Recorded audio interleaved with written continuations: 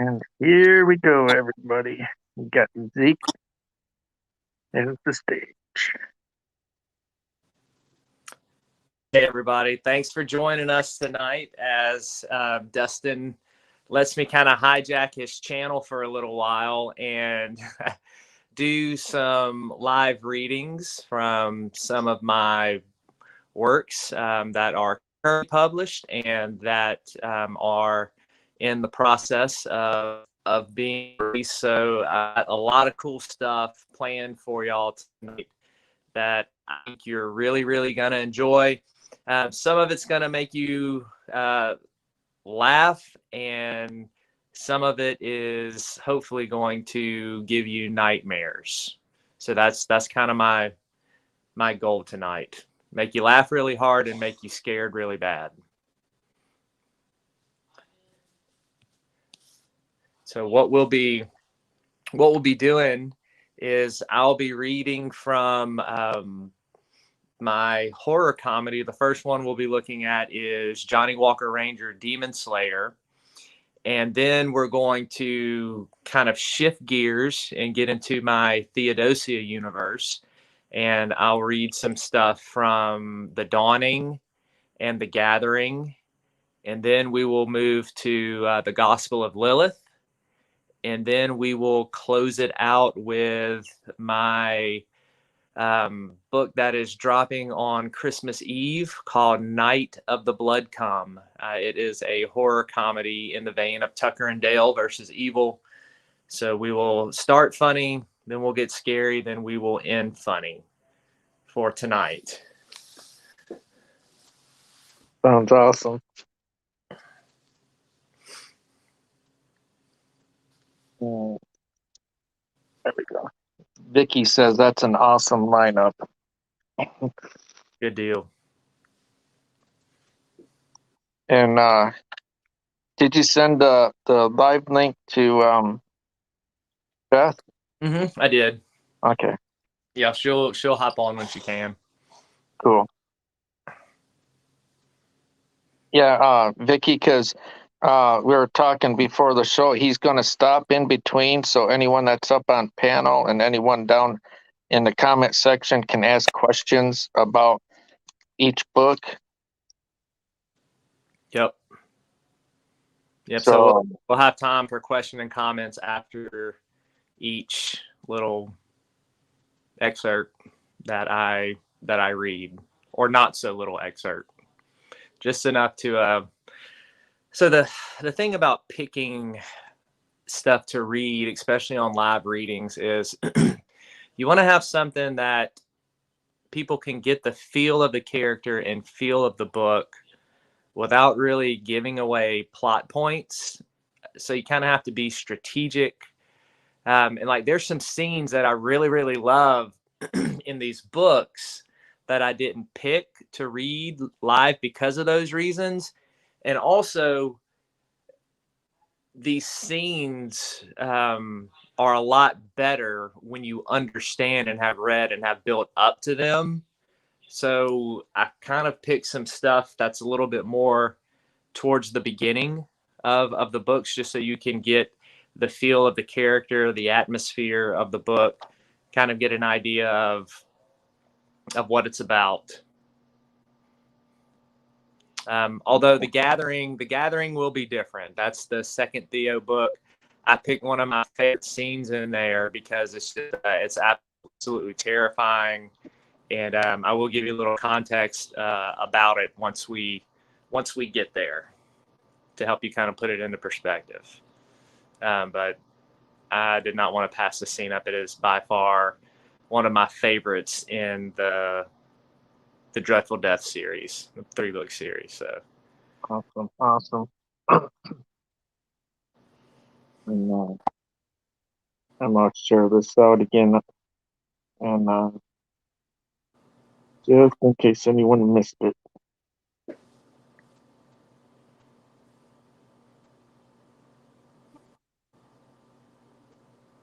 That'll be cool. I got 8 people in here so far, so that's good. Okay, you want me to go ahead and start? Yeah, if you want to, and if anyone comes along, I'll bring them up, but I'll mute the mic and then pop you back up into full screen Well, again. who else are we waiting on besides Bethany? Beth, and I know Mom, because she was really interested in it, but it depends on what's going on with Yeah. Auntie. So, and unless Vickie changes her mind, that'll be it. Okay. So All let's right. go ahead and make you solo. All right. Well, we're going to go ahead and get into the Adventures of Johnny Walker Ranger Demon Slayer. This was put out by Stitch Smile Publications in 2020. Lisa Vasquez did the cover for this book. It is a thick book. I call this my blue collar horror comedy epic. So you get a lot of book for your money. So we're going to go ahead and start off with chapter 1. Just a little history behind Johnny.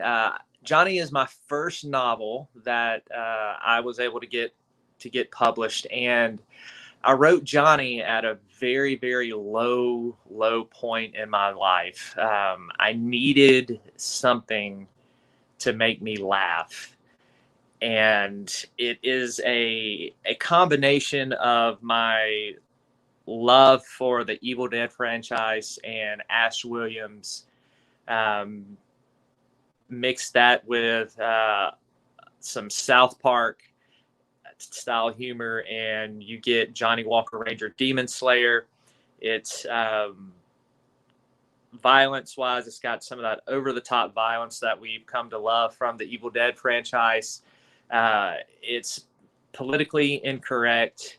It's very, very, I guess, offensive is the right word. Not in a mean or negative way, but in a funny way that we've all come to love in horror comedy. So I'm going to go ahead and start off in chapter 1. There will be a couple things that I will not say reading this live on air. Not that it is bad per se, but knowing YouTube's stuff and how they can pick on somebody and just crack down if they want to, I am going to refrain, because I do not want Dustin getting in trouble, since he is doing me a favor. So here we go. The Adventures of Johnny Walker Ranger Demon Slayer. Chapter 1. Introductions and all that other crap. The name's Johnny Walker Ranger. Johnny Ranger for short, JR for shorter. Right now, I'd like to give you the skinny about my calling, but I'm sitting in a sensitivity training with a dipshit named Chaz, who looks like he waxes his face and cuts his ass hair with a beard trimmer. How did a world-famous demon slayer like me end up in here? It will all be made clear as you keep reading my story. Excuse me, Mr. JR, why don't you tell us why you were here? Chaz flipped through some papers, then shuffled his pathetic ass in the metal chair. I sniffed and rubbed my chin. The place smelled like mothballs that had been shoved up a cow's ass. Everyone stared at me, waiting for me to give some crybaby story, but I disappointed their asses. I'm here because I'm a world-famous demon killer, and most of society is full of butthurt, stupid people. Chaz the douche gasped, and so did almost everyone else, except for this one guy sitting a few chairs over. He looked to be a mean, old, gray-haired bastard in his 70s, with a white t-shirt and khakis held up by blue suspenders. The old man swished his false teeth around and made the sound of a plunger sucking on a toilet. Fucking A, he said. Sons of bitches got no ass calluses. I gave the old coot a smile and an eyebrow raised. Ass calluses? What the hell are you talking about, Gramps? He waved a wrinkled hand at me. Ass calluses, ass calluses. People get butt hurt because they ain't got a tough ass. Chaz spazzed out and dropped his papers. I laughed because I knew what the old man was talking about. I gave him a nod. Damn straight, old man. So, Johnny, please tell us why you were here. Chaz tried to look all authoritative and in control, but who the hell was going to listen to a long-haired hippie in a baby blue cardigan and skinny jeans? Yeah, sure, Jazz. I gave him a swift nod. He gave me a tooth grin. No, that's Chaz. Whatever, Jizz. As I was saying, yeah, let me tell you about myself. I'm about as cuddly as a porcupine and about as abrasive as steel wool on a baby's ass. Baby's got no ass calluses, the old man piped up. Chaz leaned forward in his chair and eyed the old man. Excuse me, Mr. Udolph, but we don't interrupt someone else's turn. Now I was the one sitting in my chair. Adolph, what the hell did you do to get in here? Chaz jumped up out of his chair and threw all his shit on the ground. Johnny Ranger, that is enough. I will not have you making any lewd comments in my sessions. I chuckled and Gramps cut in. You dumb dipshit, he wagged his finger at me. It's pronounced Udolph, not Adolph. Can't help but hear if Chaz here has a hippie accent. Whatever, Third Reich. We all know why you're here now. I shot back at him. Enough. I realized he was losing control, so he adjusted his sweater and picked his crap up off the floor. He gave me and Gramps a look of disdain, then sat back down in his chair. Now, Mr. Ranger, please continue. Yeah, okay. I leaned back in my chair, folded my arms, and examined the room. Some of the people here seemed as pissed off as I was, while others looked like they couldn't stand the sight of me. I continued. I'm an exorcist, but not your typical one, because I don't cast demons out. I kill the nasty bastards. Oh, God, you got to be kidding me. A skinny dude with a shaved head said. He was tatted up and down and had a bunch of metal sticking out of his face. Piercings, I assumed. Hey, human Merle, if you want to keep that metal in your face and not have each one of them shoved up your ass one by one, I suggest you can it. I told him. Chaz closed his eyes in frustration. Please, no more interruptions. Can we just get through this? The human pincushion mumbled, so I tried to tell my story again. Yeah, I kill demons. I'm world famous. Surprised you piss ants haven't heard of me. Anyway, I ended up in this damn training for several reasons. I waited for someone to interrupt, but they didn't. Let me put it to you this way. Charming Johnny Ranger fact number one. I can be sarcastic. I'm so sarcastic, I make sarcasm run and hide. Charming Johnny Ranger fact number two. I don't really like people all that much, including everyone here. CJRFN3, acronym, because I ain't saying all that shit again. I have no filter. Filters are for coffee and oil, not badass demon slayers. CJRFN4. I know everything because I'm the one who's called by God to kill demons. People try to question me, but they're stupid. I'm always right. CJRFN5. I like to drink a lot. That explains your retarded name, the skinny tatted dude said. Chaz whipped his head around. Mortimer, that is enough out of you. We do not use the word retarded. I let out a slow chuckle, which soon turned into a belly laugh. Oh, shit. You got to be kidding me? Your name is Mortimer? Who the hell names their kid Mortimer? I bet you got shit kicked all the time as a kid. I was leaning over now with my head between my legs, trying to catch my breath.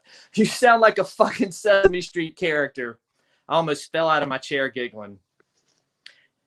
Everyone in the room exploded with howls of laughter, except Mortimer. He looked like he wanted to crawl under a rock and die. I got a hold of myself. Yeah, my name's Johnny Walker Ranger, and my parents had what you would call a bit of a drinking problem. They named me after the bottle they drank when I was conceived. I'm 32 years old, and as you can see, I'm in decent shape, and my hair is as red as a baboon's ass, which is why some people call me Johnny Walker Red. Good shit, Udolph piped in. I gave him a nod and went on with my story. Hey, reader, you still with me? I need to ask you this because I know I'm not for everyone. So if you're a thin-skinned, politically correct, no-testicle jackass, you should just walk away right now and find yourself a fucking safe space. And if it were up to me, I'd have several lines of emojis flipping the bird right now to everyone who puts my book down. Before you roll your eyes at me and cast judgment on me, your dumb ass should know that I'm the hero of this story. I mean, I know you're perfect and everything, so please bear with me. And the stone you're about to throw at me, you can shove it up your own ass. So as you read my kick-ass joyride of a story, you might laugh, you might get offended, you might even think, I can't believe he said that, or I can't believe he acted that way. Well, believe it. It's what it is, and I am who I am. Now, back to the sensitivity training. What I mentioned next in the meeting was really important, so put your listening ears on. Like I said, I gave the old man a nod and continued with my story. Growing up, I always thought I would do great things. That is until I realized, as a resident of a trailer park in Oxford, Mississippi, with alcoholics for parents, the bar was set pretty low. After I graduated Oxford High, I got a job at the local waste management facility as a waste and rescue release technician, or in layman's terms, a trash man. Why am I not surprised by your line of work?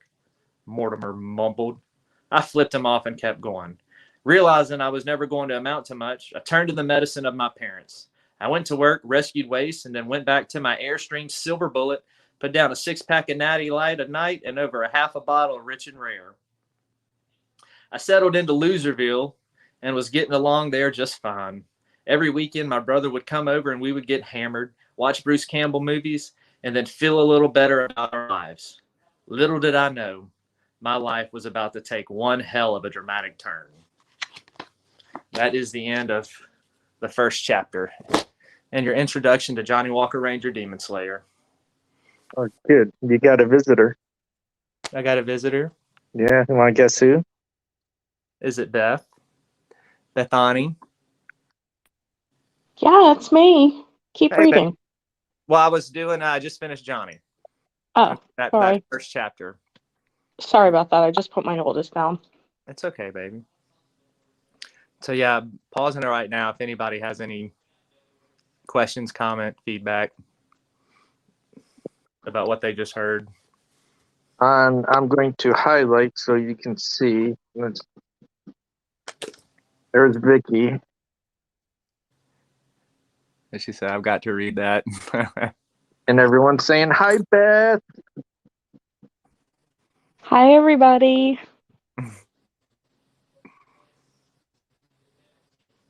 Oh, everybody's welcoming you. And KK. There's KK. What'd she say? Haha, is it death? Oh. And Vegas is saying hi to you. Hello, Vegas. And Beth. Hey, Vegas.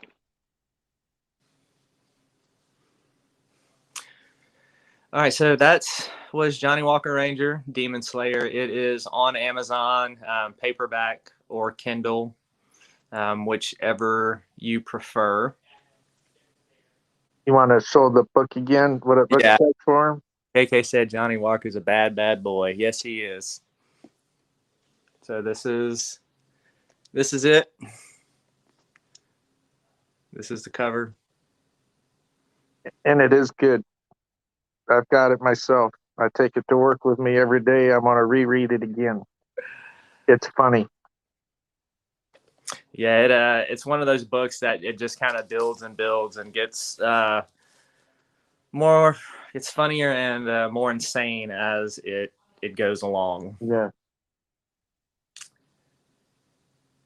So wait and see if anybody has any more questions or comments. If not, we'll shift gears a little bit here.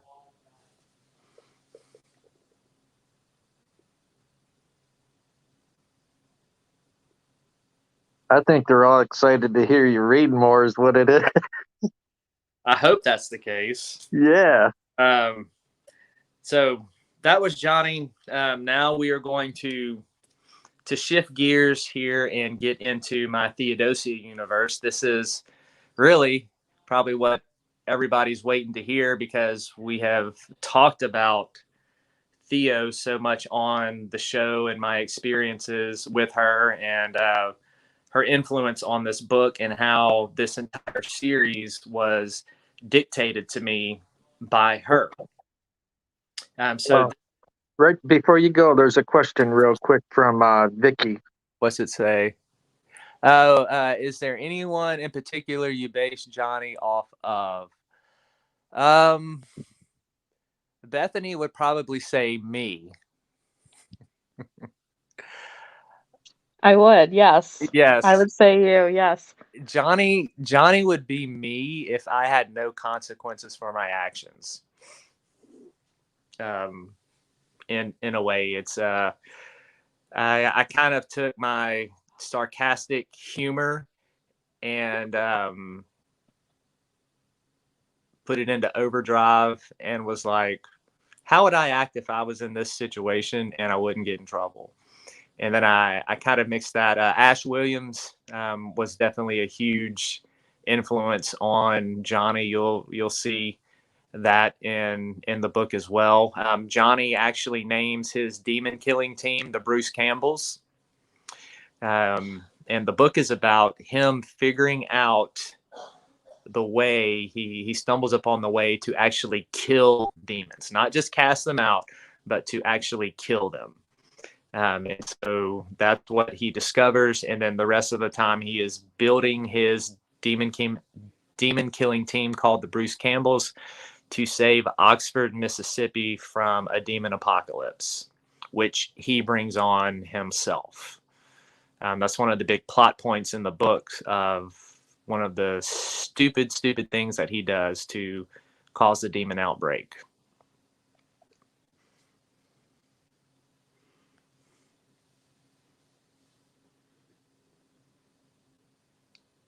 You got any more questions about Johnny? Looks like that's about it. All right. Well, we are going to jump into Theo. This is book 1, The Dawning.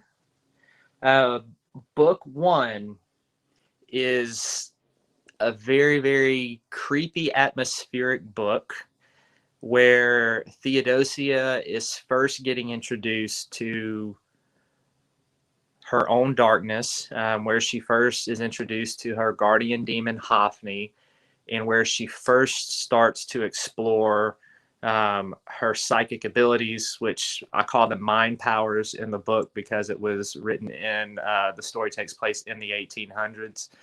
And so book 1, you see her starting to discover who she is. And then once she does that in book 2, it's full speed ahead into the darkness. So I wanted to read a chapter in The Dawning very early on. This is when Theo, at a young age, at 7 years old, first discovers this this new world, this new darkness. And I picked this chapter because I know some of you heard me talk about how people have compared this book to like a mixture of The Exorcist and Carrie and Pan's Labyrinth, this kind of horror mystical world feel at times. So I wanted to give you a little taste of that mystical side of Theo. And then in the Gathering, when I read that, I'm going to give you the more exorcist side of Theo. So this is chapter 5 in The Dawning. It did not take long for the world in Theodosia's dreams to cross over into waking reality. It was November 5th, 1817. The night grew cold and the snow came early that year, falling in sheets. Theodosia lay in her bed and made unsuccessful grasp at sleep. She didn't want to dream anymore. She didn't want to see the creature nor go to the city. Theodosia tried to keep from focusing on the nightmares, but her thoughts kept drifting to the monster with the black goat skull. She tossed and turned, unable to get the screams of the people from the city out of her head either. Frustrated, Theodosia wrapped her pillow around her head and plunged her face into the mattress. She focused on the muffled sound of her breathing. Theodosia listened to her own breathing in the stillness of the night. She felt a presence in the room and sensed someone's gaze resting upon her. She ripped her pillow off her head and flung herself up, looking over her shoulder. She didn't see anything, so she rolled over and sat on her bottom to get a better view. No one was there. Theodosia scanned the room again and thought she heard a whisper. The sound and origin of this whisper was like none she'd ever heard. This whisper was soft, quiet, and it came from deep within the well of her heart. It brought with it a faint sense of something loathsome, something sinister even. An unfamiliar feeling flowed through Theodosia's soul, as if someone else besides her lived there. She didn't know what to do. Mother and father always warned her not to talk to people she didn't know. Theodosia did not know this voice, and it made her uncomfortable, but it would not stop calling her name. Maybe if I answer, she thought, it will leave me alone and go away. Against her better judgment, Theodosia answered the voice. Yes? I need you to come see me. The voice, though not audible, echoed through her mind. Come see him? Where is he? What is he? Where are you? She asked. Look down, under the covers, the voice commanded. It was firm, yet gentle. Theodosia looked at her hands. They were trembling. She grabbed the edges and lifted her white blanket with a slow, cautious movement. Her brow furrowed as she peered into the darkness. I don't see anything, she said. Down here. Crawl to the end of the bed. Theodosia hesitated for a moment. This now seemed more like an adventure or a treasure hunt. What lay at the end of her bed? She wanted to find out. Her fear dissipated. She tucked her head under the covers, laid on her belly, and snaked towards the end of the bed. She saw a glowing spot on the mattress under the dark green sheets. A soft aura of light, just strong enough to keep the darkness at bay, blossomed underneath. Theodosia crept to the light and lingered over it. Wow, she said. Theodosia's eyes widened, and she smiled. That's lovely. Pull the sheets back, it commanded. She scooched to the bottom corner of the bed, reached under the mattress, and pulled the sheets away. An image appeared and stared at her out of the light blue mattress. It was a human skull, and it glimmered black as night with red effervescent eyes. Theodosia rubbed her eyes, wondering if this was just another dream. She felt the sting of her finger against her eyeball. The pain assured her she was awake. So she drew back. I don't like this. You're scaring me, she said. The voice now came from the skull. Oh, my child, there's nothing to be afraid of. I'm not going to harm you. I know I may look frightening to you, but rest assured, I have only your best interest at heart. You don't look very kind, Theodosia whined. Theodosia, don't you think that if I wanted to harm you, I would have done so already? Theodosia pondered the question for a few moments, then answered. Well, I suppose so. She leaned back over to look at the glowing skull again. She didn't like the eyes. They made her nervous. You're very odd, Theodosia said. What are you? I am. I don't understand. Theodosia cocked her head to the side. I am that which is, the skull said. Which is what? That which is you, and from you, and inside you. The skull finished speaking, and green and yellow patches formed all over it. The patches resembled pond scum. Wispy strands of green and yellow hairs grew inch by inch and eased down the sides of the skull. They reached down the nasal cavity and off its side and back. The hairs waved back and forth as if moved by the wind. They reminded Theodosia of the tentacles from her dreams and made the skull appear as a prodigious jellyfish. There the skull sat, with its red eyes, looking like some abomination of a swamp freak. Chills scurried up Theodosia's back and tickled her scalp. She could no longer bear to gaze upon the skull. Its sudden transformation struck terror into her heart like a red-hot dagger. She started to cover the mattress back up with the sheet. Wait, don't fear, it's still me. I won't harm you, the skull said. Why did you do that? Theodosia asked with her head turned to the side. She dare not stare at the skull as she became more frightened. I'm sorry, child, but I cannot help what I am. Now listen to me. Our time grows short. Theodosia peeked at the skull, then shut her eyes. Very well, she said, but I can't look at you. I don't want you to look at me. As I was saying, I am that which is in you and from you. I want you to look at your chest. Theodosia paused, then trusting the talking skull, crossed her legs and stared down at her chest. What's inside there? The skull asked. My heart? Theodosia raised her eyebrows. Right, Theodosia, and that's where I'm from. That's where I live. Then how'd you get out? Theodosia still wouldn't look at the skull. The skull laughed. I want to show you something else. Do you want to see? I don't know, Theodosia said. Is it scary? No, it's a secret place, a special place that only you can go. Theodosia grinned. She liked the sound of a secret place where only she could go. Yes, please show me, Theodosia nodded. A rustling sound came from the mattress. Theodosia felt it vibrate beneath her. She braced herself with her arms and looked for the glowing skull. It had disappeared. Theodosia grew uneasy and angst dug at her. She gazed at her hands. They shook with the bed. Theodosia went to remove her hands from the mattress. Arms and tentacles tore through the fabric and wrapped themselves around her legs, chest, and face. It was too dark to tell what color they were. Theodosia screamed, but her cry escaped in a muffled slur as a tentacle cuffed around her mouth. She could feel the tentacles on her tongue, its taste like salty meat. Their smell, though, was like flowers. The anxiety fluttering in her chest was like she had swallowed a million butterflies.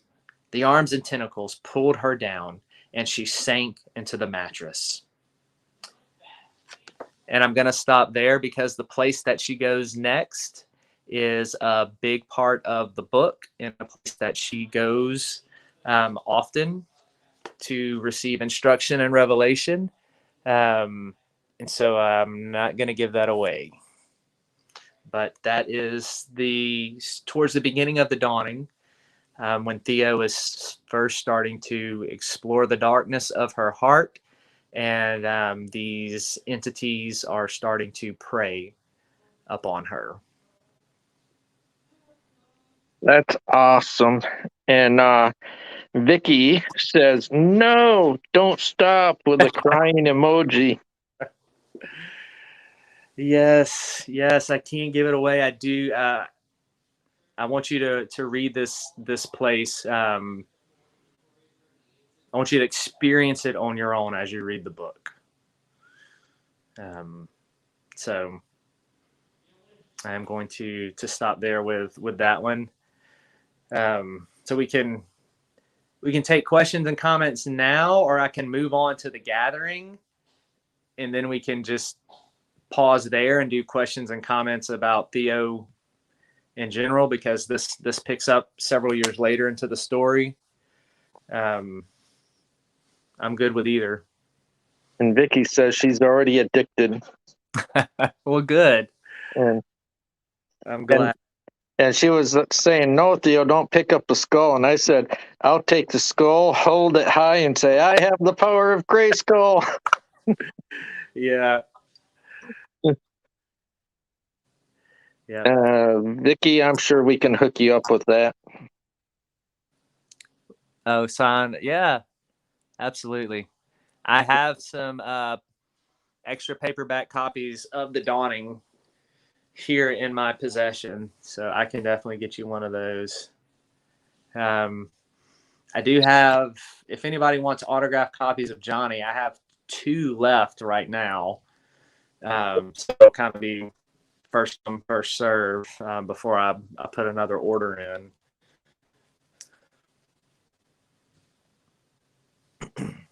There's Beth. Boo Bear, I love you. Oh, I love you too. Actually, I have a question. Yes. So, was it, I know you'll write anything. Was it particularly difficult to write Theo? Yes and no. Theo was easy to write because it was all pretty much dictated to me. It was difficult in that being around her so much was very, very draining. And, so as far as the difficult part of writing sometimes can be coming up with a story, I didn't have to do that. I had a story being told to me almost every time I sat down to write this book. But it's definitely presented in my own style. But it was exhausting, and you were there with me for the writing of it, and the toll it took. I was, but I'm asking, because yeah, everybody who's listening. So, my other question is, when you were writing, was there a particular, because you talk about in the first one how when she's a little girl, and then in the second book, she's a bit older. Was there a certain age that was a little bit more difficult for you or more interesting over another age? If that makes sense. Yeah, definitely the most interesting age to write was when she's 11, 12, and 13 years old, because that's when, especially between 12 and 13, like that is when she is at her evil peak. And it's a progression. It's a slow fade for Theo.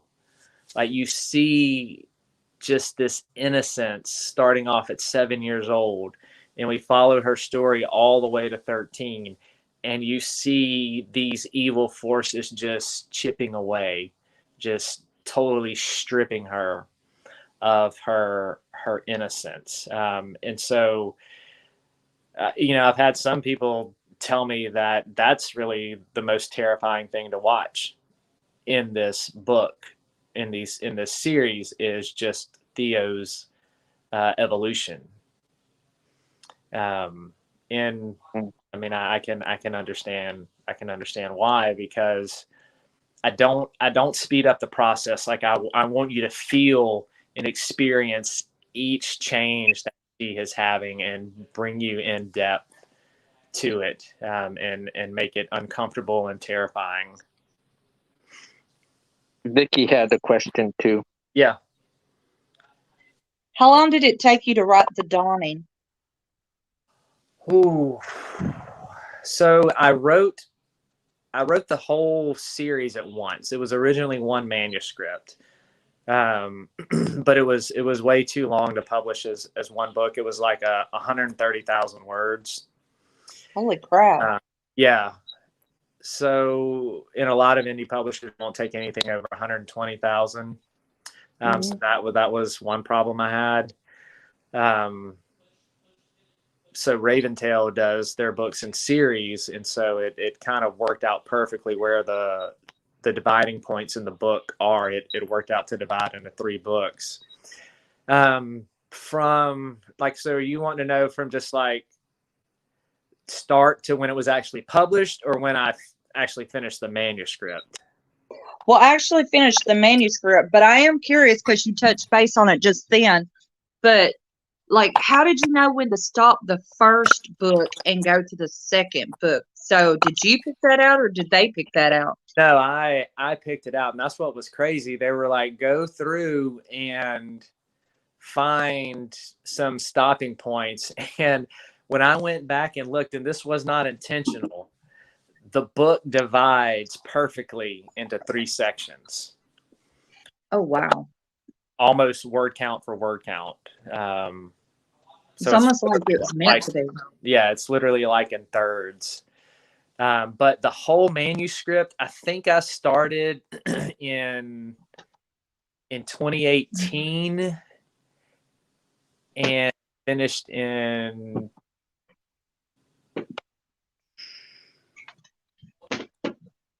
2020. About halfway Okay. 2020. So it took about 2.5 years to write it. 2.5 years. So you made this one before you made Johnny Walker? No. I started Johnny a little bit before The Dawning. I finished Johnny faster. Like Johnny, I wrote Johnny's 120,000 words. I wrote the first draft in 3 months. I just cranked it out. Like it just flowed out of me. Right. So you're trying to say the smart ass just came right on out? Oh yeah, absolutely. That's why it was so easy. And KK asked a question too. Good one. What she got there? The chapter you just read was her very first encounter, correct? Yes, she had dreams before then, but this was her actual very first real encounter with the darkness and the evil that is going to seduce her.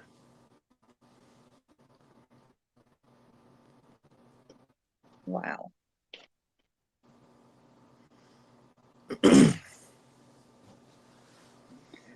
Have you ever thought about doing the audio for it? Like, I thought you did wonderful. I was over there like, no, Theo, don't listen. No. I don't know if Raventail does audiobooks. I can ask them. I am going to be doing an audio version of Johnny because we have looked and looked for people to do the audiobook, and we haven't found anybody that we like that I thought has really captured it. So I was just like, just gonna do it myself. Like, I know this book, I know this character. He's pretty much me on steroids. So I was like, I should do the audiobook for this. So I think you should totally do it. Yeah, I agree. I mean, you had the character, you were way in character the whole time. I mean, it was captivating listening. I thought you did great. why, thank Especially when it's kind of based on you too, like you were saying. Yeah. And You can Bethany jumped in there and said, oh, yeah, definitely him. Yeah, that way you get that more intimate, in-depth, like feeling to it. Mm-hmm. Yeah. Oh yeah, Bethany has to put up with it every day. Bless her heart. We just said that. You're terrible. You're an asshole. I get called an ass a lot. Out of love. Loves me. Every day, all day. Yep. Every day, all day. You should Usually, see shut some of the up, stuff you're an ass. Yeah. Yeah, you should see some of the stuff I text her just to get a rise out of her to see what she's going to call me.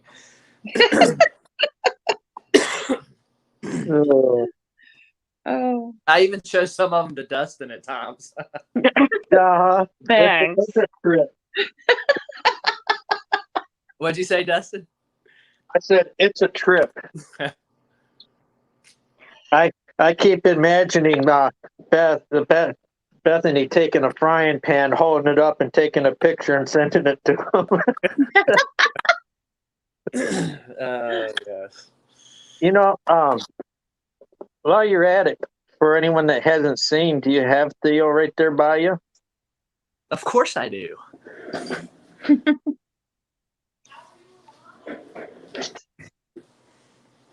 This Look is at that. Theo. I love that. Maybe KK can take a screenshot of that. Yeah. What happened to her mask? I thought you had your Jason mask on her. I did. I took it off after.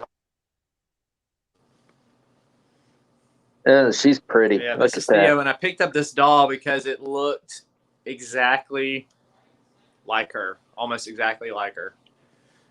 That is so cool. I So love as soon as I Theo. saw it, I knew I needed I think it's to kind have of it. cool. This is the doll I talk about, and that I've talked about on the show for those of you who hadn't seen. And this is the doll I talk about a lot of the experiences with Theo in the forward to the Dawning. So you'll get the detailed.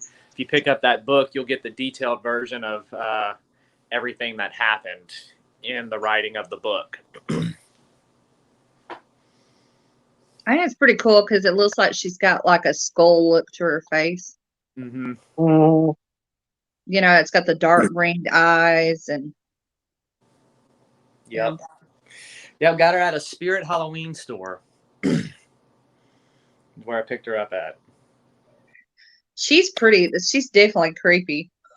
I think she's pretty looking, man. Well, That's she pretty is, but bad. she is creepy too. Yep. Got that goth creep vibe going on. Wednesday Mhm. right there.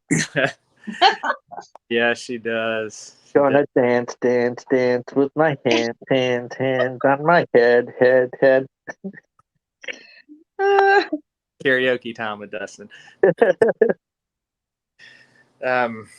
Well, if nobody has any more questions about the Dawning, we'll move on to get a little taste of the Gathering. Cool. Actually, I do have one quick question. Yes. So, is your intent with writing about Theo, was it just to tell her story, or is there another meaning or message that you want to send out there with this?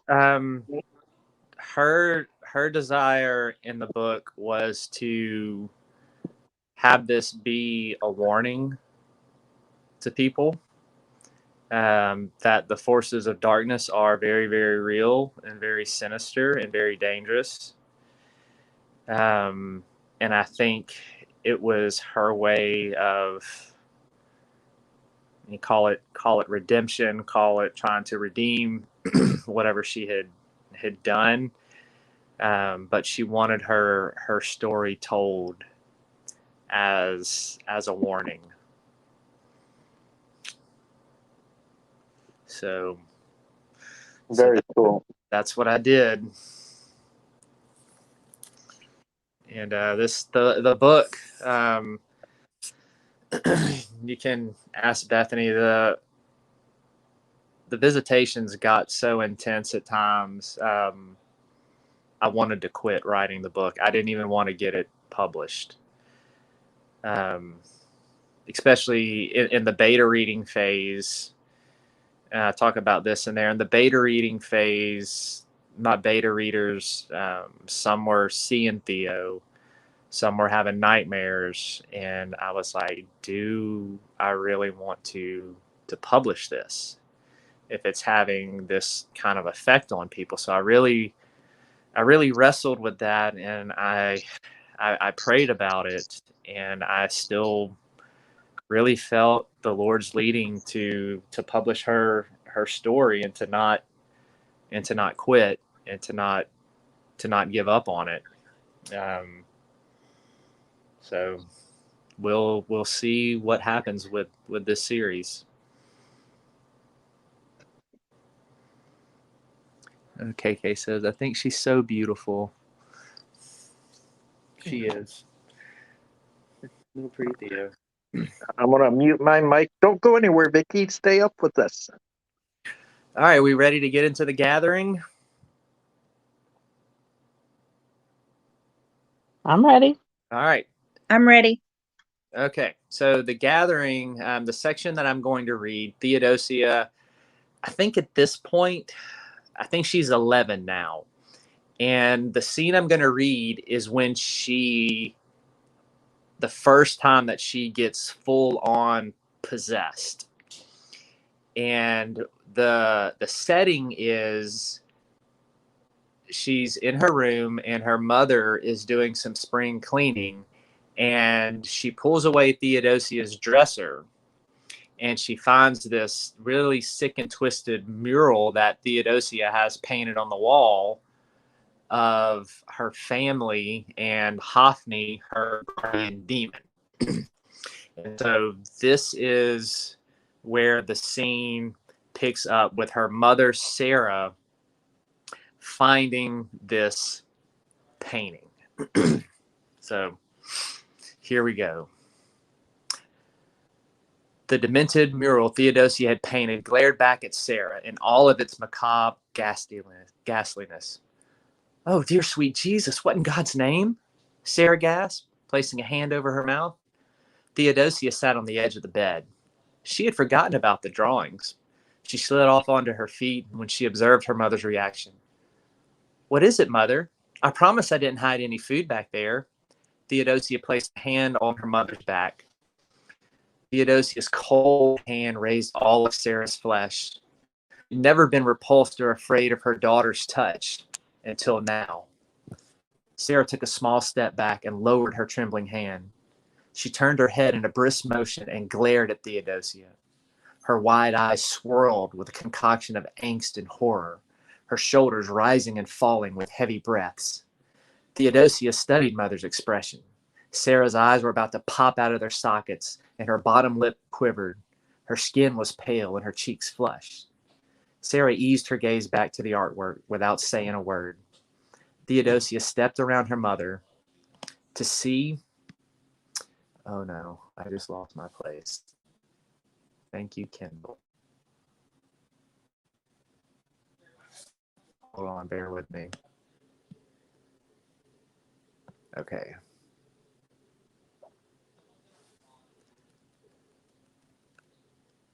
Theodosia stepped around her mother to see what she was so upset about. And there were her old drawings, Their sudden reveal brought all the memories back to the forefront of her mind. There was no shame for Theodosia. She smiled, and the comforting presence of the darkness flooded her being. Theodosia, what in the name of God is this? Sarah asked, peering over her daughter's shoulder at the artwork. Theodosia stepped to the side, smirking. She put one hand on Sarah's waist and snuggled her head under her mother's armpit. Family portrait, Mother. Do you like it? Theodosia squeezed.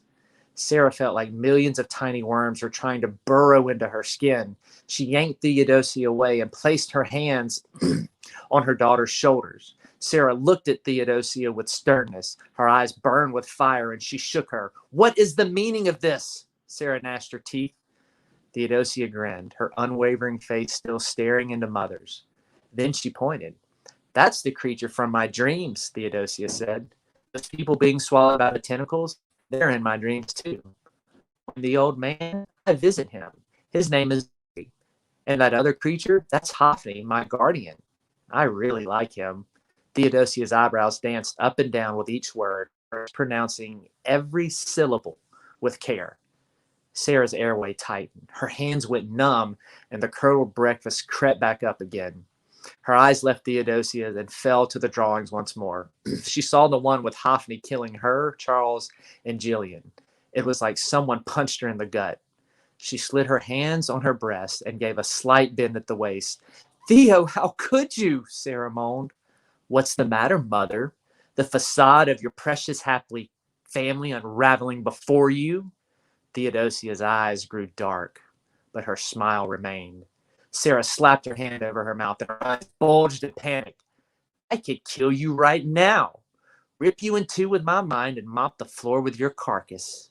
Better yet, I'll drain the blood from your body, put it in the wash basin, and drown sweet Jillian in it. Theodosia's voice was calm now. The sweetness on Theodosia's face never changed, which made Sarah more unhinged. Theo, honey, this isn't very humorous. Sarah's voice cracked and trembled. She eased away from the shelf and stepped towards the door. You're scaring me. She eased her hands over her heart, her breast swelling as she breathed. You should be afraid, Mother. Theodosia stage-cried with Sarah, stepping forward. You shouldn't have been meddling in my room. You shouldn't have seen my drawings, you snoopy quim. Theodosia lunged her head forward like a striking serpent. Her face contorted and spittle flew from her mouth. The heels of Sarah's foot caught the bottom of the bedpost. She stumbled backwards and fell to the floor. Her knees stuck up in her blue dress like two mountain peaks, and her hands were by her side. She slid backwards, tears streaming from the corners of her eyes. She could feel the cool wood floor pressed against her palms. Her breath rattled in her chest, and she tasted the saltiness of a tear as it slid into her mouth. Sarah was petrified. It was as if she were in a dream. Yes, this had to be a dream because there was no way on God's green earth this was her sweet Theo acting this way. Sarah's nails scraped the wood, and the pain in her heel throbbed. You don't feel pain in dreams, she thought. No, this is real, very real, and this is Theodosia, and she is acting this way in the drawings. It's all real. What are you doing, Theo? Stop. Stop this now. Sarah didn't know what else to say. All she could do was recite this boring trope over and over. Want to see a trick, Mother? Theodosia crept towards Sarah. She hunched over, her arms swaying like a demonic primate. She bent down and scratched the floor. Sarah cringed at the sound. Theo, stop. Stop this now. She shuffled on her bottom towards the door. Sarah was almost there. She lifted up her body and rested against the door, legs extended. Theodosia stepped over her and squatted like she was going to relieve herself. Theo's face was almost pressed against Sarah's. Sarah shook her head. Theo, she screamed, reaching up for the doorknob. Theodosia slapped her fingers away with a pop. Sarah winced and dropped her hand by her side. Nah, bitch. Not till I show you my trick. An unadulterated rush of pleasure cavorted through Theodosia's body, and she started to perspire. Her red hair was now stuck to her cheeks and forehead. She sat, squatting over Sarah, swaying back and forth. Her eyes narrowed, and she bared her teeth. Before I show you my trick, I would like to ask you a question, Mother. Sarah blinked, wheezed, and nodded. Good, Theodosia said. Do you like sex, Mother? Theodosia sucked on her fingers and slid them up her leg. Sarah's entire body flinched at the gesture. Do you like it when father sticks it in you? Theodosia, still squatting, thrust her hips forward. Or are you an uptight quim who only does the deed to procreate? Theodosia saw something in Mother's eyes. It was a mixture of anger and fear, the universal reaction to truth. Theodosia threw her head back and gave a maddling cackle. You are an uptight old quim. Where's father getting his fix from? Do you know? I venture he runs to the harlots. Theodosia held up a finger. Better yet, she sucked on her finger like a woman who knew how to pleasure a man. I venture he's given it to Charlotte Edwards. Have you seen her breasts, Mother? Theodosia held her hands away from her chest and moved them in circles. They're nice and plump. She wiggled her fingers. And she's a blonde. She sat down on Sarah and placed her palms flush against the door. You know Pastor Edwards is probably just as uptight as you are. I bet Charlotte and father have a spot in the woods where they go and she can moan, howl, and no one will hear their orgasms. What do you think, Mother? Theodosia flickered her tongue and ground her hips on her mother. The dripping tears turned to sobs, and Sarah turned her face away. Stop, Theo, hush! Sarah's voice shook with her body, and she could feel Theodosia's wet womanhood on her abdomen. Is that all you know how to say, you cowardly bitch? Theodosia ground again. Sarah slammed the back of her head against the door. Please, Theo, stop, stop. She banged her head again and again, this time rattling her teeth. You know what, Mother? I venture I would love sex. Theodosia played with the buttons on Mother's. In fact, I know it. I think I want to be a harlot, Mother. A harlot that makes the whore of Babylon in the book of Revelation look like a nun. Theodosia leaned forward and licked Sarah's chest. She sat up and wagged her tongue like a dog in heat. How would that make you feel? Would you be proud of me? Theodosia leaned in again, tongue still hanging out of her mouth. She licked the tears off the side of Sarah's face in one big pass. Weeping flowed from Sarah in putrid chops. She wished it were a dream. She wished to God she were asleep. She and Charles had done their damnedest to raise their children right. They took them to church, practiced catechisms, and shielded them from worldliness and evil. Theodosia hearing these things. What Sarah didn't know, and what she was ignorant of, was this. When in the wisdom and sovereignty of God, he let evil have a person, there was no amount of catechism, no amount of protection, and no amount of praying that would change what had been predestined before the foundation of the world. In her ignorance, Sarah continued to beg, No, Theo, no, my precious baby. What is wrong with you? What is wrong with you? Sarah placed her hands on Theodosia's cheeks and pressed her forehead against hers. My precious child, I love you. Why, my pure, sweet soul? What has happened to you? Sarah's eyes were closed, and the sobs broke up the words. Theodosia gripped her hands on either side of Sarah's head.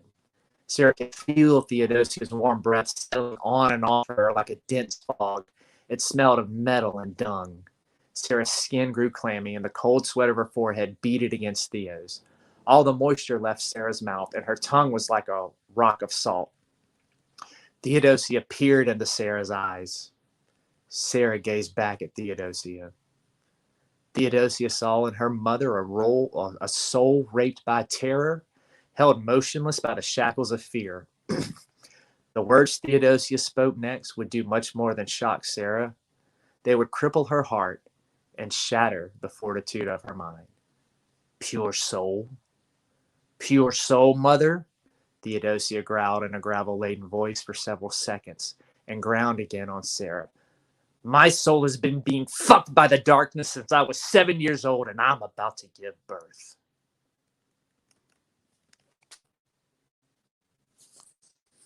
I'll stop there.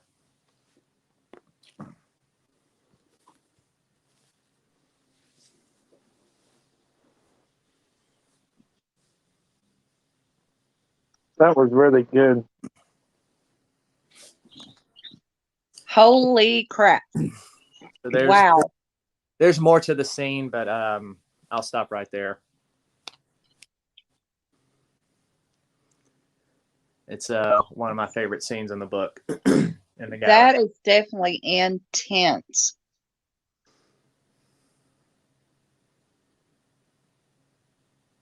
Yeah. Was that a difficult scene for you to write, or Did Yep. it kind of flow naturally, or sorry, go ahead. No, it was definitely a difficult scene to write. It was a hard scene to write. Even every time I reread it, I still relive the emotion of being in there and hearing her dictate this and seeing the scene unfold in my mind. Like that was the other thing that was so difficult about this book is whenever Thea was present and dictating the story, it was like I could also see it playing out in front of me, like watching a movie. That's why the imagery is so vivid, and that's why like people are leaving in the reviews and saying like this book is like it's like a cinematic experience in novel form. Because that's how I wrote it. That's how I saw it. I was hearing her tell me these scenes, and then I'm sitting here seeing it like playing out very vividly, like in IMAX theater fashion in my mind. And so it's like I'm right here in this scene, hearing her telling me and watching it unfold, and just writing down in a way what I see. And so this was a very hard scene for me to write, because a lot of you know that I was a children's pastor at one point, and Bethany knows this about me. Like I absolutely adore kids, and that's what I think one of the greatest evils in the world is the corruption of children. And I think that's what makes Theodosia so terrifying, and this story so that really gets to you as you see this young child turn into this monster, and to see a child acting this way and saying these things, like it even turns my stomach and makes me uncomfortable. But that's the point of a horror is. It puts us face to face with what we don't want to see and what we don't want to deal with.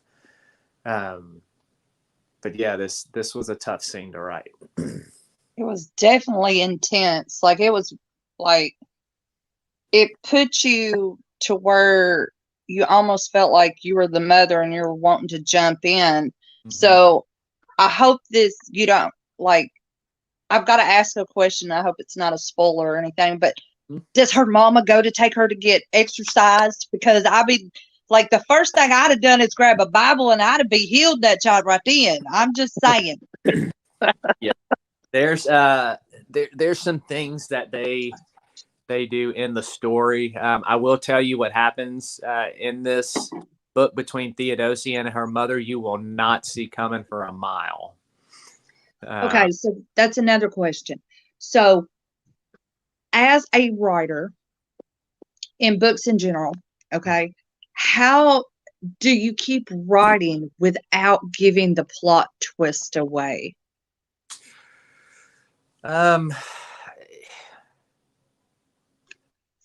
It's, I mean, in a way, it's like taking a journey. It's like driving. The direction. It's so what happens in writing. You're the reader, so you jump into my roller coaster. All right, I'm the one taking you for a ride. So you jump into my roller coaster. I know where I'm taking you. I know plot twists and the turns, and you don't. I can see them coming a mile away because it's how I'm building my character. Mm-hmm. It's what's going on. See, you're seeing Theo and Sarah. You'll see them develop. You'll see their relationship do this and that and all these things, and it's setting up for the big finish between the two of them. So for the writer, you have to say, okay, the first challenge is saying, okay, this is my character, this is what they do, this is how they act. This is my other character, this is what they do, this is how they act. Now, if I have this big plot twist coming, it has to be believable, because I can't just have my characters do something that are absolutely out of character for them, because it's not believable. Right. And so it's a challenge of it's what we authors call character development, that you take your reader on. You introduce them to your character and you take them on the journey of watching this character evolve, have thought processes, make decisions, be confronted with things, seeing how they're going to react, seeing how they're going to handle it. And so in doing that consistently, your character builds character in themselves, things that they would do. The thing about possession that is fun is that a lot of times when that happens, you can throw it out the window because you don't really know how a person is going to react when they are possessed. But why, even though you won't see the twist coming, when it happens and you read it, you're gonna get hints of it along the way of what Theo is up to. And then when it actually happens, you're gonna be like, oh crap. So that really would have been a hard scene to have wrote. I mean, especially for you being of faith and a man of God, that really had to. Wow. Yeah. I could see why now you had a hard time trying to get through it and why you almost didn't want to finish it. Because if this one spot is that intense, I mean, the whole book has got to be inlaid with intense moments. It is. And like book 3 is even worse. The third book is the most horrifying one. Theo is full blown in it. And boy, Right. The ending. I can't wait for people to read the ending. And Beth and Vickie, you got a highlighted message there. Oh, okay. Hi, crazy girl. Hi, beautiful. Look, Hey, and crazy girl. Bethany's finally online tonight. We got to see her. Got to see what she looks like. She's so pretty. Aw, thank you. You're welcome. Yeah, I keep moving from room to room, and I'm not sure how well my bandwidth is. That's why I keep shutting off my camera. So, Yes, that's my beautiful Aw. boo bear. Actually, Zeke, I do have a question. So you said that you were kind of shown what to write, yes? Yeah. Was there anything that you were shown that you didn't put in the book because it was too much? Good question. No. I put Really?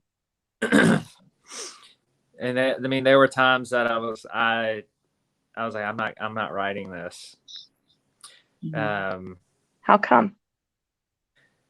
And I've always said this, there's nothing off limits for me. I will write anything, and I will, and I do. Like, I don't have a censor button, which people are always shocked, especially since I'm a pastor and a chaplain. They think that surely there's something that's off limits for you. No, there's not.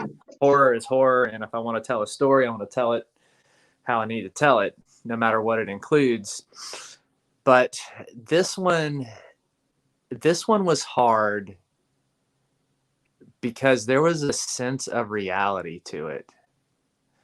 In hearing it from Theo, it felt more than just fiction.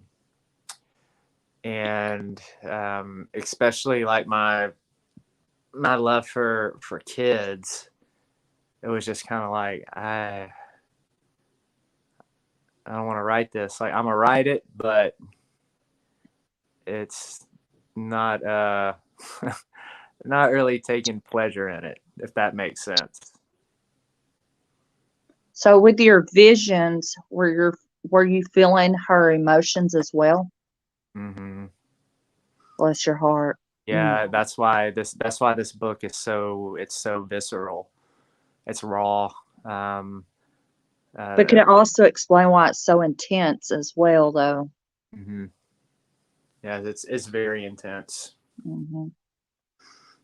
I mean, I can say, and you will, and not that I'm telling anybody to do this, but like, if you were to go read everything that I have out, like my short stories, stuff that I've written for sites, my books, everything, you will notice Theo, there is something vastly different about it. There is a depth and a reality to it that is not like anything else I write. I'm not saying that, oh no, I don't write other good stuff. Like, I believe my other stuff is good. This is just different. There's just something different about it. Something different about Theo. Yeah. Well, I think when you've got more of a connection there, I would assume that it should be, not that it always would be, but I would assume that it should be because, Yeah.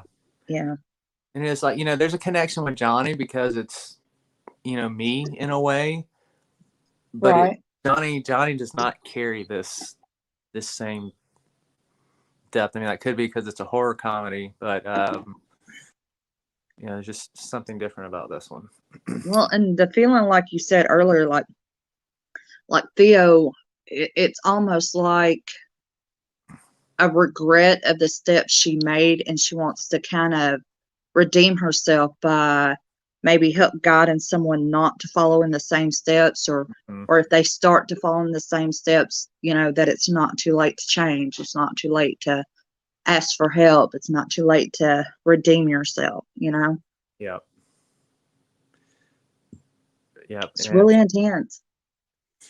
Yep, it is. How are you dealing with it now that it's done? I'm good. I've moved on and been writing other things, but there's more coming to Theodosia's story. Like the third book leaves it open for a continuation. And what you'll see is so the dark entity in this book is called the Tetramet. And this is the entity that is grooming her. And there is a whole Tetramet universe that I have. I have some short stories out in it. Some of these shorts I'm developing into novels. The book that we'll look at next, The Gospel of Lilith, not only is it about Lilith, but it has within it the origin story of this Tetramet. So the Gospel of Lilith also fits into the Tetramet universe. And Theodosia in the later stories, you'll see she does play a big part in the cult that is developed later around the Tetramet. But the Tetramet universe spans, like, this takes place in the 1800s. The book that is going to come after this is going to take place late 1800s. Then the story picks back up in the 1980s, 1990s, and then into present day. So the whole universe, the whole world, Tetramet world, kind of spans a good 200 and something years.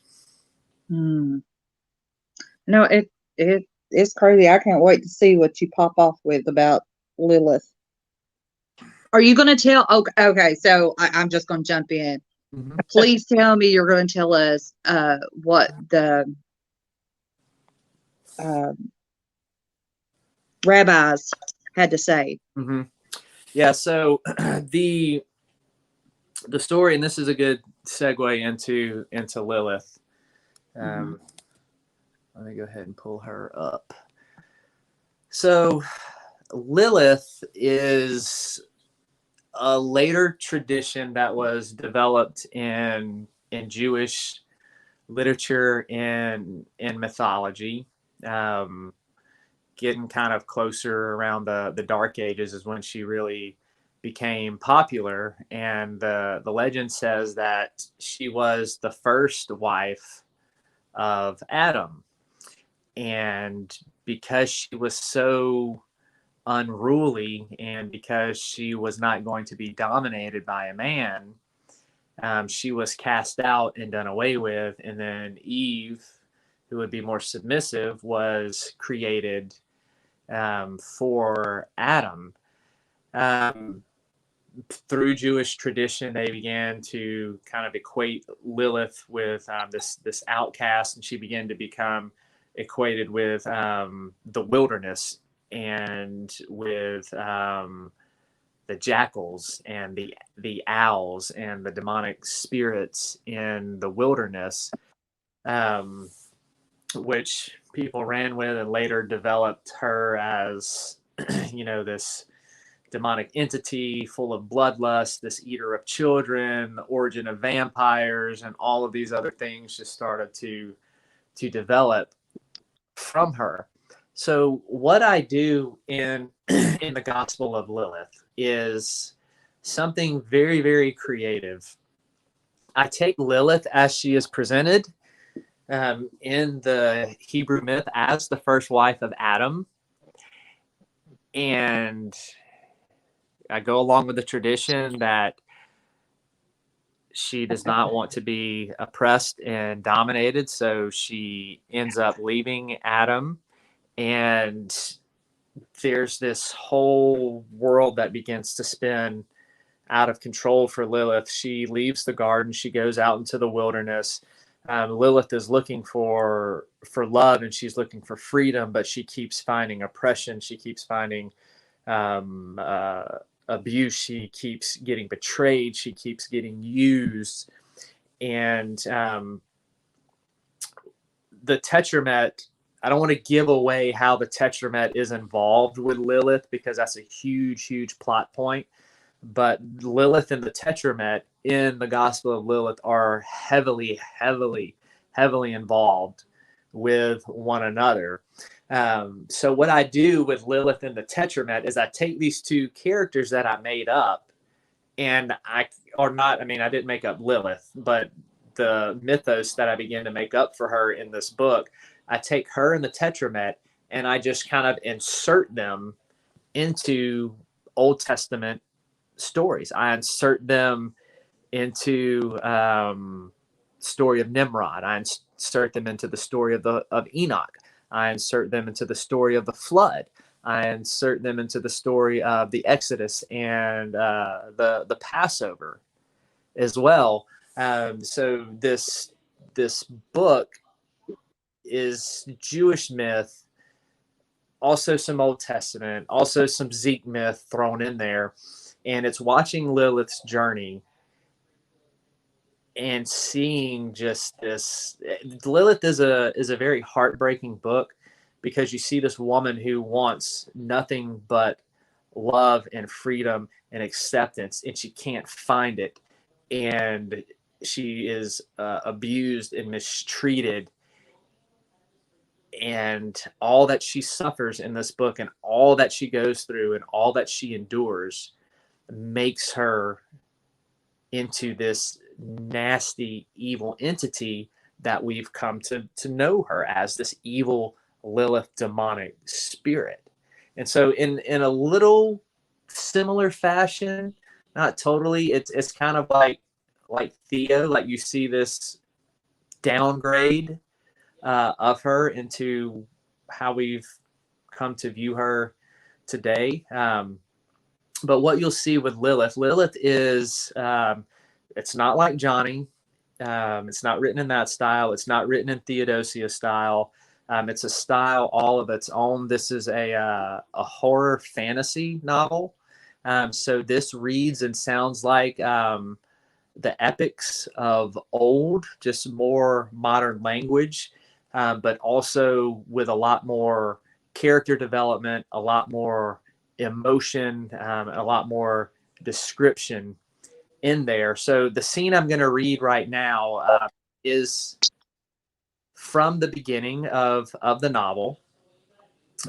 This is just going to kind of give you a taste of the writing style and everything. I'm not really going to get deep into it. I'll read a little bit just so you can get a taste of Lilith and Adam here at the beginning. So here we go. The Gospel of Lilith. This one is not published yet. I am looking for a publisher, also going for an agent for this one as well, because I believe it has some more mass appeal and then just horror community. So here we go, the Gospel of Lilith. So God created man in his own image. In the image of God, he created him. Male and female, he created them. Genesis 1:27. After God created Adam, who was alone, he said, "It is not good for man to be alone." He then created a woman for Adam from the earth, as he had created Adam himself, and he called her Lilith. That's from the alphabet of Ben Sirah. Part 1, the crucifixion of Lilith. The days of creation. In the beginning there was lust, and lust created a multitude of sins. Lilith emerged from the mire and clay, her skin still cloaked with the ingredients of her origin. Her neoteric heart ticked its first beat and sent blood racing through her body. Her lungs expanded as she drew her first breath and took in the crisp air of the garden. Consciousness arose in her like a sun rising from its chambers, as if awakened from a deep sleep, so there was no recollection of entering.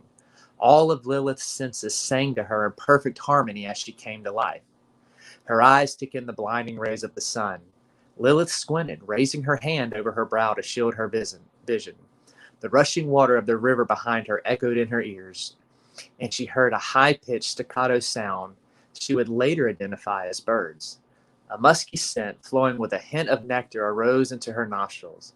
The mud slid down her naked body and cascaded off each luscious curve. A gentle breeze tickled her flesh, and her skin came alive with each caress of the wind. After the cold came a wave of heat. The warmth of the sun settled her shivering body. Then the aroma around her changed with the blowing winds, the fragrance of flowers and fruit, and the man. These smells she would later identify as sweet and masculine. Lilith closed her eyes. She made a slow circular turn and opened them. Her inexperienced mind tried to process the lights and colors, the greens of the trees, the red and yellow shades of flowers, and the sparkling blue of the river. Her sight adjusted, and a figure came into view near the riverbank. Lilith blinked and approached. The features of the strange form sharpened. The figure's outer layer was a light brown. She blinked again, and the figure copied her movement. The two white round objects flashed behind a layer of the same brown casing. A darker covering of a different texture grew atop of the structure where the two white circles rested. Something long extended from the figure's side and approached her. Lilith flinched, but didn't back away. A sense of warmth radiated from the figure, and she knew it meant her no harm. Lilith reached an arm out towards it. She caught a glimpse of her hand and realized it resembled the figure's. Lilith's vision moved to her body. She studied her features by gliding her palms over her body. She patted her face, then traveled downward to her neck, breast, and stomach. The outer layer felt smooth and soft, but underneath she felt something hard. She gazed back at the figure standing before her. His features were similar to hers, except his frame was broader and flatter in places. She reached for it. It reached back. Their hands met. The figure's outer layer was warm and smooth like hers, but firmer. Lilith was then struck by a myriad of sensations arising in her chest, her primitive mind not yet able to understand the feelings of love and attraction. The figure guided Lilith by the hand, and she followed. Chapter 2. Adam watched as a woman ascended from the pit of mud and clay. The loveliness of her face and breast revealed themselves in strips as the mud rolled from her body. Adam felt an attraction to this woman, an attraction unlike anything he felt for the other beasts of the field. This woman, was like him, yet different. Adam couldn't express what he felt for her, but the feeling was arousal. A certain feature of his anatomy underwent a change he never experienced before. He smiled and took her by the hand. Adam led her into the river in Eden, to the spot before it divided and became the four rivers. Lilith followed Adam into the water. The temperature was cool and refreshing. The currents crept up her body as she glided out further into the river. Adam studied her movements. They were elegant and graceful, as if she moved without any effort at all. He eased closer to her, seeing tiny bumps form on her skin in reaction to the cold water. Adam rubbed his hands along her bare arms. Her raised flesh sank under his touch. He couldn't place the texture of a woman's skin. It wasn't furry like the hair of the animals, nor was it scaly like those of the fish. It was soft, like his skin. The lushness and smoothness were of a different kind altogether. It reminded him of what the milk from a certain fruit in the garden would be like if it were stronger and more palatable. Adam cupped water in his hands and poured it over Lilith's shoulder. He rubbed and watched the mud flow down the curves of her body. I'm going to skip ahead a little bit to the days of the garden, where you can actually get some interaction between Lilith and Adam and God. The days of the garden, chapter 3. Lilith learned the figure's name was Adam. He was man and she was woman. He was husband and she was wife. The Lord came down and told them this. The two were meant to dwell in the garden and take care of it. Their job was to tend the trees and to watch over the animals. As image bearers of God, their role came with certain freedoms and restrictions. One of those restrictions was to avoid the tree of the knowledge of good and evil. This tree you shall not eat from, God had said. Knowledge of good and evil are meant to be attained once life and wisdom have been imparted. If it is obtained before these, such knowledge will lead to a world of temptation. Lilith had no idea what God meant by life and wisdom. She asked Adam, but he didn't know either. The fruit of every other tree was good to eat, so Lilith and Adam obeyed God's command. You're to stay in the garden and avoid the wilderness. This was another command God had given. For the wilderness leads to the sea, and in the sea lurks Leviathan. What's the Leviathan? Lilith had asked. He is a creature of chaos, God had said. He brings disorder into order. With disorder comes every kind of sin under the sun. But beware, one day he will slither into the garden and try to deceive you.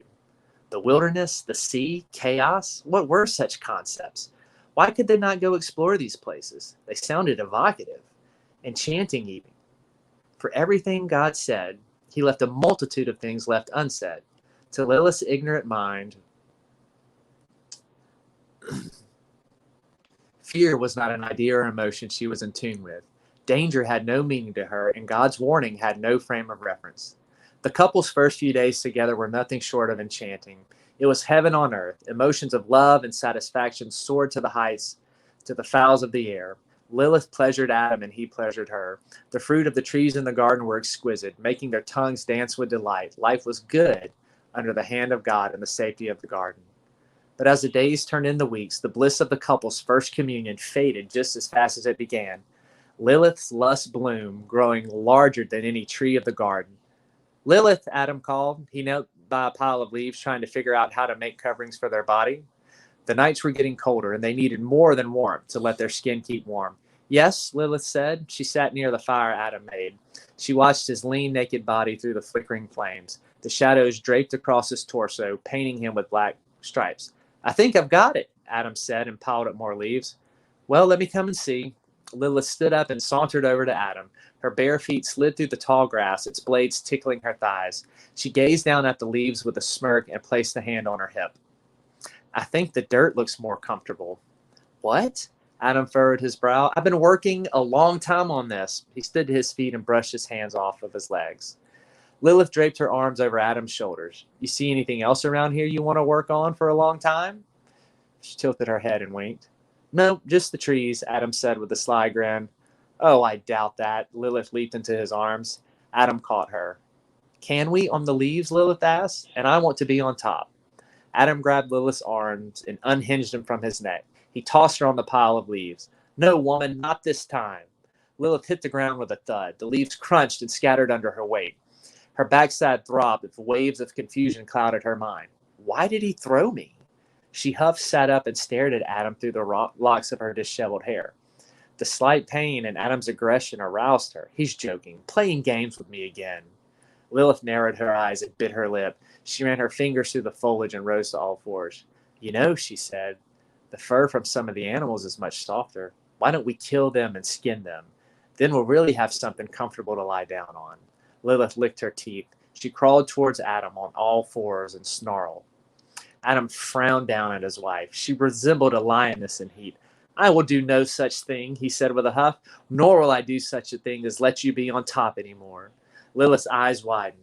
Adam wasn't joking. The playfulness in his face was gone. His features were stoic, and he leered down at her. I'll stop right there. The setting is to set up this nice, beautiful garden paradise. Everything is good and lovely. And at this point where I stopped, everything is about to fall into. Sorry. What? Sorry, I just got excited. Our brother John is in. Hey, John. Sorry about that, Zeke. I was just doing a stopping point right there. The goal of Lilith is setting up a contrast, and that's what good horror does. You create a safety and something good, and then you just kind of pee all over it. And that's what's happening with Lilith here at the beginning. She's first created. Everything is new. Everything is fresh. Everything is fascinating, and she's trusting.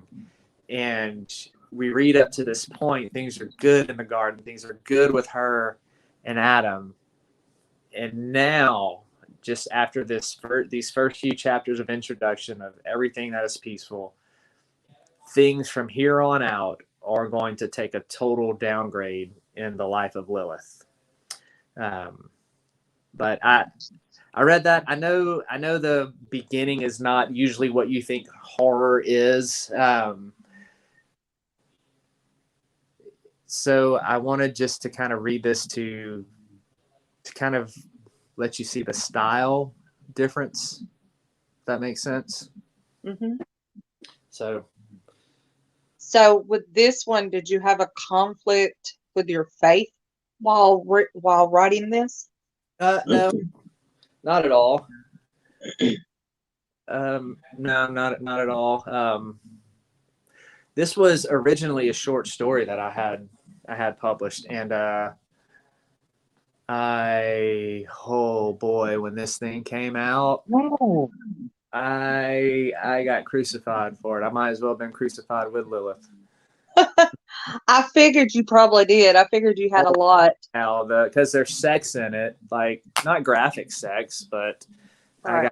I got blistered for that. I got blistered for being blasphemous because I took the scriptural stories and added Lilith into them. So, which was, it was hard at first, but it's also encouraging. If hyper religious Christians or that way, it's good. Well, that's the reason why I wanted to ask if you had, if you had any self-doubts between writing this and faith and stuff, because, you got some real hardcore people out there that have been like, they would have felt too guilty to write something like this, or they would have felt it was damnation, or, you know what I'm saying? I'm not saying that. I'm just saying I wondered how you felt while writing this, because I'm sure you did catch a lot of grief. I did. I felt fine writing this. It's fiction, and one of the things I tell people is because I've been accused of being all kinds of things, and saying how can you write this? What's wrong with you? What's wrong with your mind? You're supposed to be a Christian and a pastor. How can you pen these things? You're in sin for writing this. And I just look at them and I ask them the simple question, a couple questions. I say, do you believe that the biblical writers were inspired when they wrote? Oh, yes, absolutely. We believe in the inspiration of Scripture. And I said, were they in sin when they wrote that little ditty in Genesis about the guy having sex with the woman and he pulls out and shoots a seed everywhere? Were they in sin when they recorded all of the violent acts in Judges? Right.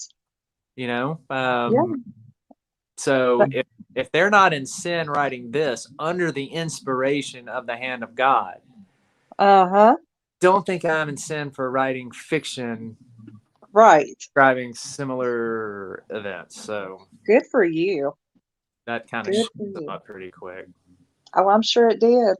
But Lilith, I know some people may have found it boring, but Lilith is a slow burn, especially at the beginning of setting the stage. So I'm sorry if I bored anybody with Lilith.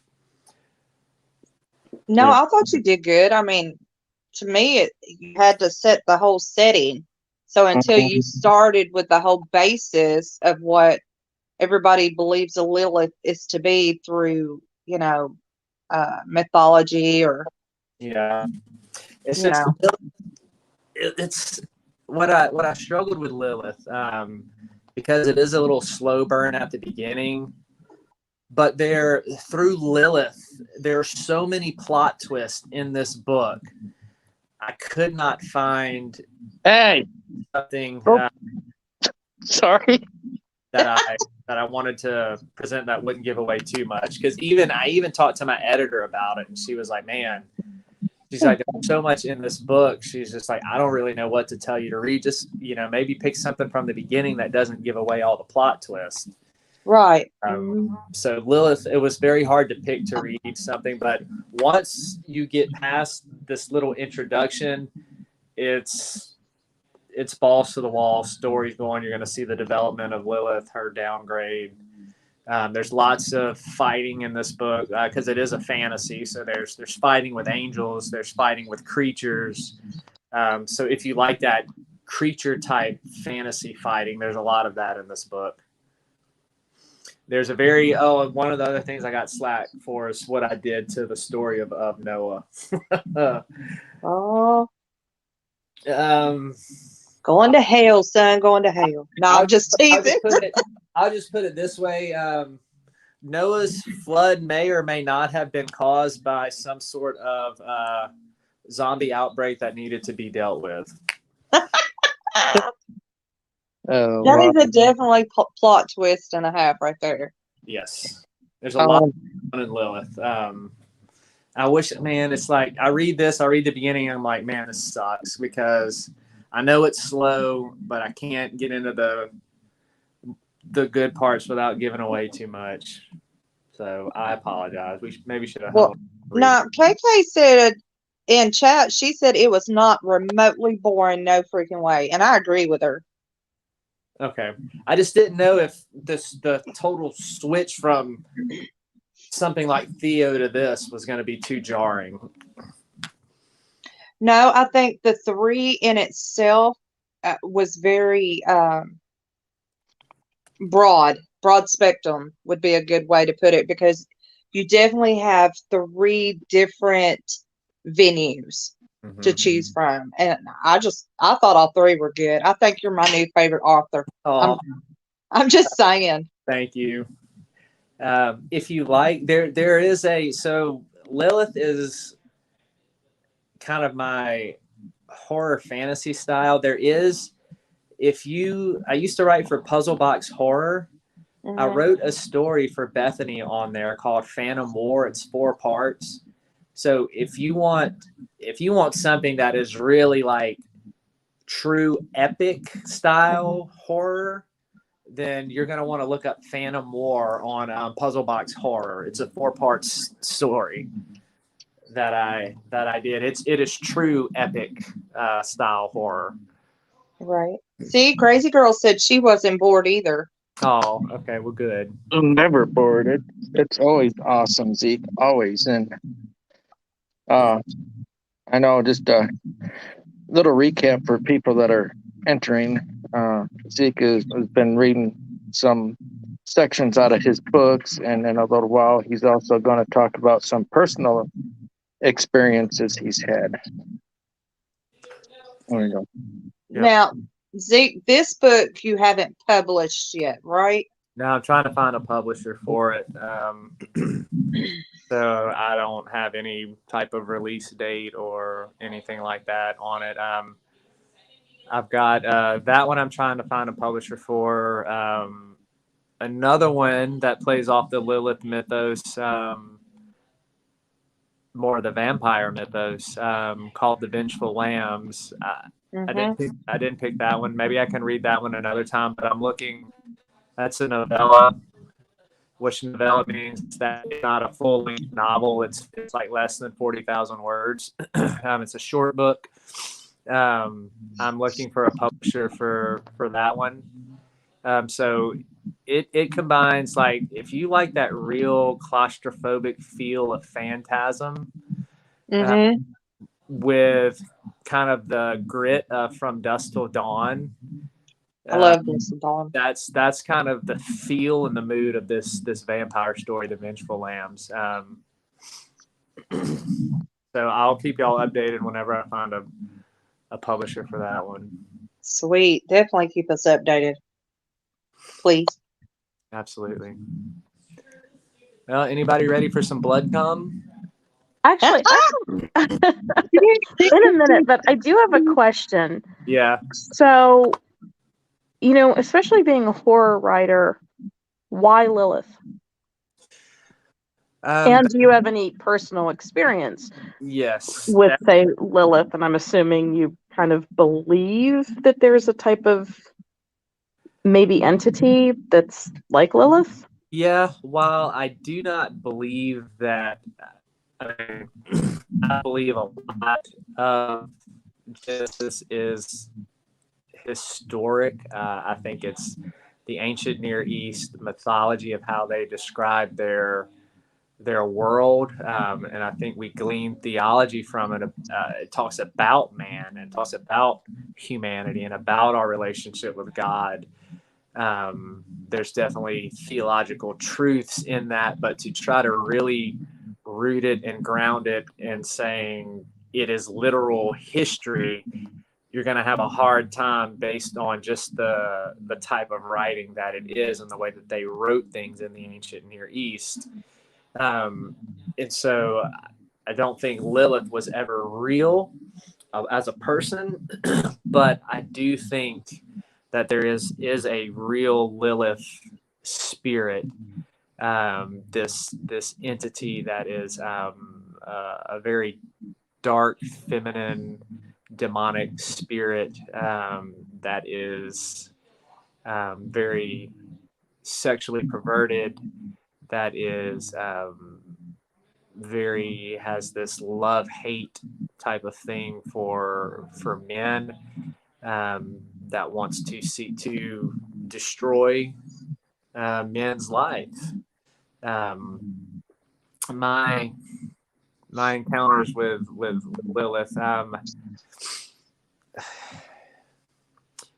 there, I just don't know how much I can share, other than saying that there was a person that I was really close to at one point that definitely manifested a Lilith spirit, and all of these things, to try to destroy my life. And during this time period, there would be times where I woke up in the middle of the night and I would see this entity on my chest. She was black, and you could see her black hair hanging down, and I could feel her hands around my throat, and I could feel her grinding on top of me like she wanted to, have sex with me, but also kill me at the same time. And I would be able to get the name of Jesus out of my mouth, and she would leave. There have been a few other instances where this person that I was very close to once, in the middle of the night, I woke up and I saw somebody standing in my room, and I thought it was this person, but it wasn't. It looked like them, but they had a black veil over their face, and you could see this evil entity behind it, and they were kind of just coming at me fast like this with their arms stretched out.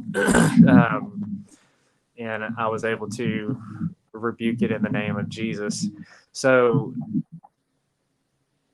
I've had my own encounters with a Lilith spirit, and I think if you read the book and you see how the story develops and it goes on, you'll see a little bit of that personal experience in there of how I was able to capture it so well. But yeah, Lilith, definitely based on some real experiences, not anything near as intense as Theo, but as you read Lilith, as you go on in that story, there are very, very intense emotional scenes. Don't be fooled by the beginning. The beginning seems soft and sweet and innocent. Mhm. This book is a white knuckled emotional ride through the life of Lilith. And, when the book comes out, there is a scene I'm going to have to put a trigger warning on for people who may have gone through this type of experience, because I don't shy back from it and I try to put all of the emotions and stuff in there. And I did have somebody triggered by that scene when they were beta reading the book. It wasn't a bad way, but it brought back up all of those emotions from that PTSD. traumatic event, and it spurred on a good conversation between me and this person, and they weren't mad, they thanked me for it and everything, but they just talked about how well the scene was done, to be able to bring up that kind of emotion. Mhm. So don't let the beginning of Lilith fool you. Bethany can attest to this. She's read the entire thing. So Well, if you ever need someone to read to tell you if it's good or not, I am volunteering my time. all right, well, I will put you on my list. All right. I start sending you stuff. All right. So yeah, back me up, Boo Bear. Tell him I'm not lying about Lilith. It's true. He's not. Or not. Leave me hanging. I know. I can't wait to meet Lilith. Oh no. Oh, You Theo, I better mean, watch it though. I can just see Anthony coming through the room with a frying pan. Theo, that's what I meant. I guess Bethany's not there anymore. Oh no, she was laughing. Yeah, I'm here. Are you gonna leave me hanging? You're gonna back me up about Lilith. Yeah, I was. Leave me hanging. I heard her talking. He might not have heard you, but I heard you. Yeah, well, I've noticed, Zeke, you've been kind of freezing a little off and on. Mm-hmm. Okay. Yep. Can y'all Yeah. still hear me though? Yeah. Yeah, I've Yeah. heard you fine, but your video for pretty much the whole thing, you've been frozen. Your picture's been frozen through most of it. I didn't know if it was just me, and Oh, no. It No, it's always been- happens when we talk about Theo and everything. It always happens. And there was a couple times when he was reading the story, like it would cut bits and pieces off the word, but it still said enough of the word you could still grasp what you were saying. right. And I've got a 2-minute audio recording I need to listen to because I was muted, so I know it wasn't me this time.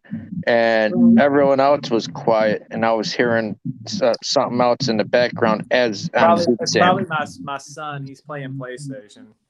No, it wasn't. It wasn't no game sound. It was like another very low, like right behind you, not outside of the room, but like behind you, between you and the wall. Okay. Have to listen to it. Yeah, I'm all listening to it in slow mo. All right. So I have a question. Yes. Okay, so I was always, I guess, not really told, but I've always heard different theories that Lilith was a succubus. So my question is, for the research of your book, where all did you go to try and pick up stories or different mythology and yada yada yada? If for the people who are interested and want to go learn more about her in real life, well, it still ain't gonna be real, but still, you know what I'm saying. There's a little small book that Bethany had bought me called The Book of Lilith. That's one to read, and there's one you can find on Amazon. It's like Jewish myths and traditions. That has a lot of good information, not just about Lilith, but in Judaism and all across the board. you can also find, I can't remember the title, but there's some books written more from an occult perspective that that get into that more darker side of Lilith. Like the one I mentioned, the Book of Lilith, actually brings out some of that dark side of her as well. But she just her evolution as a character in mythology is is very fascinating. Yes, She's a fascinating. I agree. I agree. I So- thought that would be kind of cool for you to, give people some insight on where you went to read up on as a writer, because I'm sure when y'all are trying to pull up some kind of legit passages to put inside your books, I often wonder when I read books and I hear something I've never heard before, or if it tells of a place I've never heard before, then I'm like, ooh, where's that at? Or I wonder where they found that at. You know what I'm saying? It's always piqued my interest, so I'm sure it piqued other people's. Yeah, absolutely. But yeah, you can start there. That'll give you a good base. So what I'll do is I'm still unpacking boxes, and I know I've got that Lilith book in a box somewhere. I couldn't find it yet, but when I do, I'll take a picture, and we can have Dustin put it up on panel. Sweet. Awesome. So everybody can see. I mean, and it's a thin book. It's like a real thin book. It's an easy read, but it's very informative. Easy to understand. I think it would be interesting to read, but I have a broad spectrum of what I read. Like I even ordered the Book of Enoch and stuff like that. And the book series I've been on that I've been waiting to get through is like it's The Children of the Gods, Shadow, and I'm on book 17. And usually I read a book every 2 days. Sometimes if I'm busy with the kids, it's like every 4 days. And I mean, this has been a really long series. And I'm like, come on now, I need to get on my zekiel books. Yeah. Well, like, I don't even know where it ends. I'm like, holy crap, what did I start? But it's really good. Yeah, for the long haul now, with 17 books, you got to finish it. I know. I was like, there's no stopping. You can't just stop. Yeah, because that's all wasted time. Exactly. Get it all for nothing. I know. I can come this far to quit now. Well, if there's no more questions, into Night of the Blood Come. Oh my God. Last night was hilarious. Did Dustin finish telling you it was like all night long? We were triggered. Dustin? Yes, it was. It was funny because it seems like every time anyone said anything, it could be related right straight to the. Yep. It's coming soon. Oh, Coming to the bookshelves. Yes. oh Lord. So this story, I wrote it several years ago, and I could never come up with a good title for it, so I didn't really do anything with it.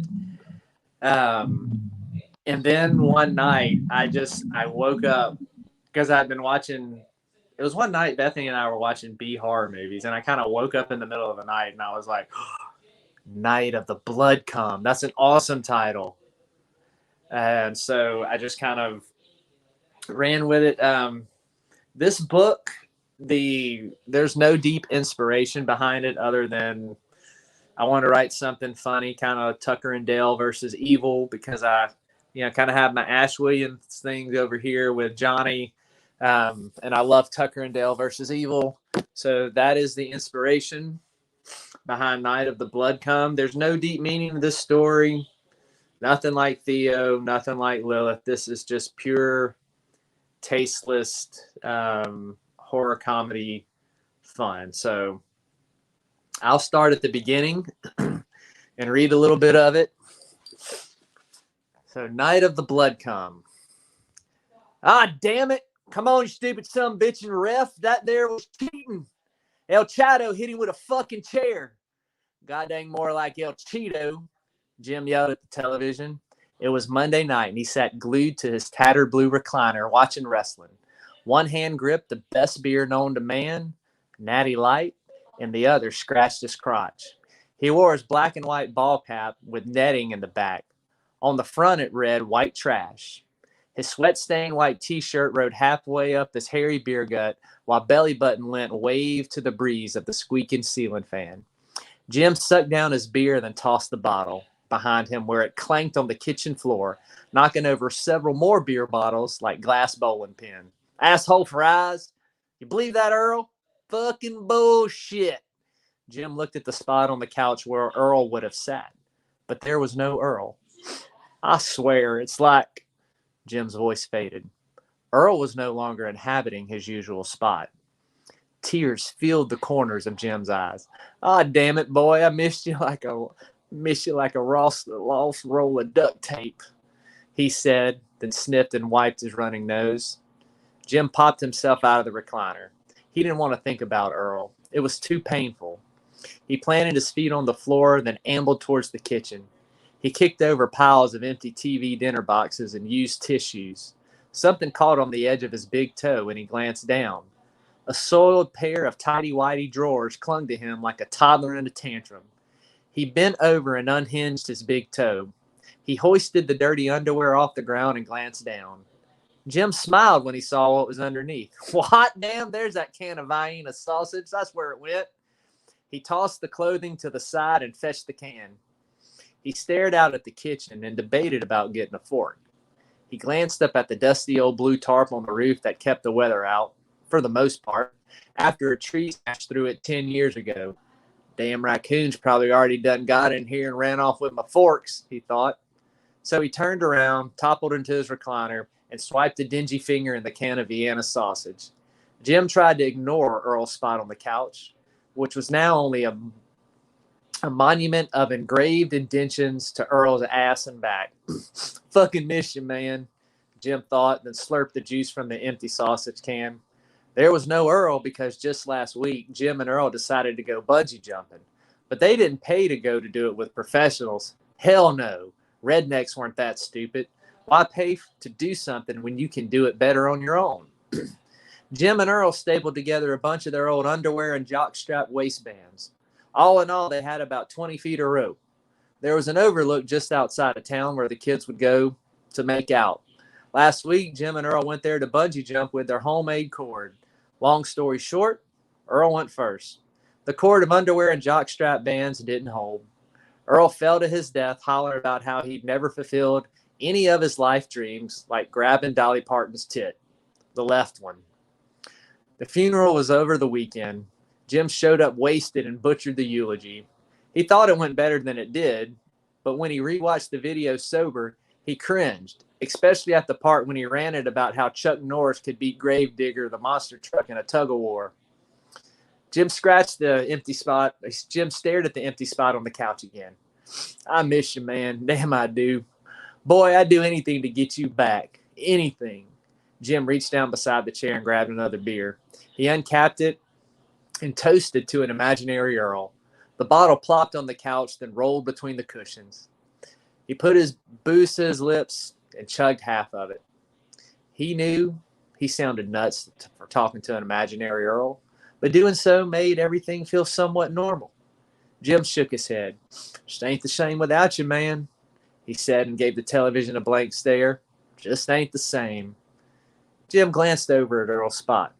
How about a horror movie? Jim could picture Earl, an old green cat hat with the bill flipped up and a half smirk on his face, his handlebar mustache leaking down the side of his lips as he stroked it, and a beer resting between his legs. Sure as shit, Earl would have said. Right on, Jim said, then pushed the lever on the recliner and flung himself forward. Jim stood up, his legs a little shaky, and shuffled over to the television.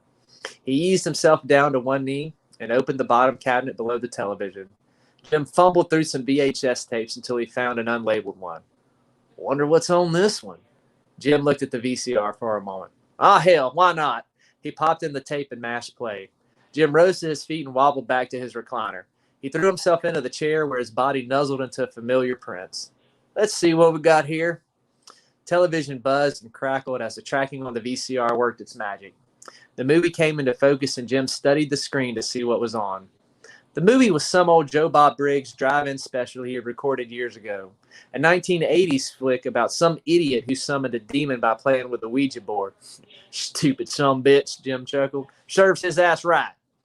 He wiped the beer off his chin with his sleeve. Mess with that shit, your ass deserves a demon. Ain't that right, Earl? Sure as shit, Earl would have said. Sure as shit. The movie went on and Jim drank more beer. After about 12 beers in, he saw a flash out the corner of his eye. Something moved in Earl's spot. Jim sat up in his chair a little bit and gazed at the couch. And there was Earl. Jim rubbed his eyes. I'm seeing shit. He blinked a few times and looked again. And still, there was Earl. God dang, Jim huffed. This beer must be polluted. It ain't the beer, you fucking numbskull, Earl said. I'm here and I got directions for you. I'm dreaming, Jim said. I'm asleep and I'm dreaming of my buddy. Summon me, Earl said. Jim raised his arm to his mouth and opened. Time to see if I'm awake or sleeping. He bit down hard on his arm. Ouch, holy shit balls, that fucking hurt. Damn, you're a moron, Earl said. Jim jerked a little bit and looked over at Earl. What the hell? He said, Earl? That really you? Yeah, shit for brains, it's me. You being serious, Earl?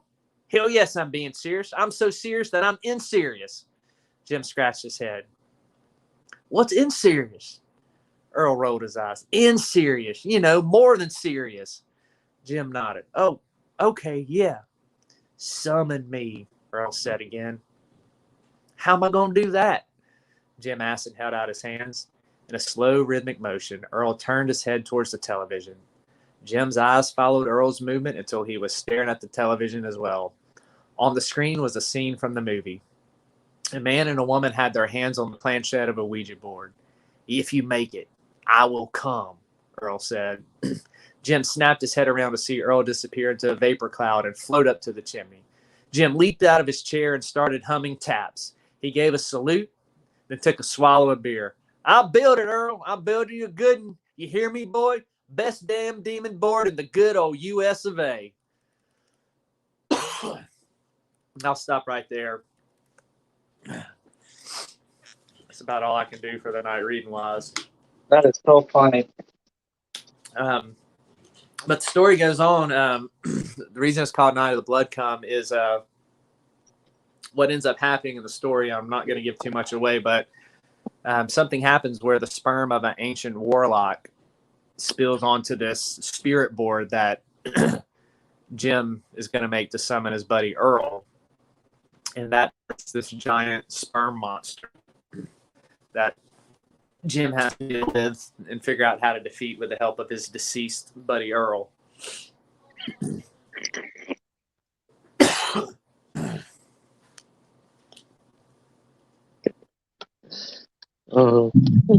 Sorry. His brother Earl and his other brother Earl and his other brother Earl. No. Yep. I couldn't. I'm sorry. Yep. And they're all ready for the. I'm sorry, Zeke, but that's just so. I love that. I love the title. I love the story. Oh my god. I do too. It was hilarious. And you really do need to do the audio because it's like you captivate those characters so well. And I know that everybody in chat was rolling, was laughing. We all were. I hope so. I hope it made y'all laugh. That was the point of this one. Mm-hmm. I just like to make people laugh too. So It was really hilarious. and it gets dumber and dumber as it goes on too. So I think you can imagine two rednecks trying to kill a sperm monster. What I like is how descriptive you are to the point you can almost smell just the trailer and the Vienna sausage and just that. Yeah. Were you gagged, Bethany? actually, it is funny. He did write one story. I can't even think about it now, but every time I do, it just makes me gag. Oh yeah, Fat Andy Shrimp Po' Boy. That no. one. Oh, it's so gross. Y'all gonna make me piss myself. So you definitely bring in the five senses while writing. Yeah, he does. And that one is so gross. Oh boy. Oh Lord. That was Anthony, you need to go get some Venus sausages and throw it at him. Well, as he's describing it, all I'm thinking is those fat little finger things floating in that oil and that smell. Oh man. how about him sipping it down like, Yeah, that. I'm like, oh, that is so God nasty. dang, this is good. Here, I'm gonna have send some." Zeke a care package now that's gonna have something funny in it.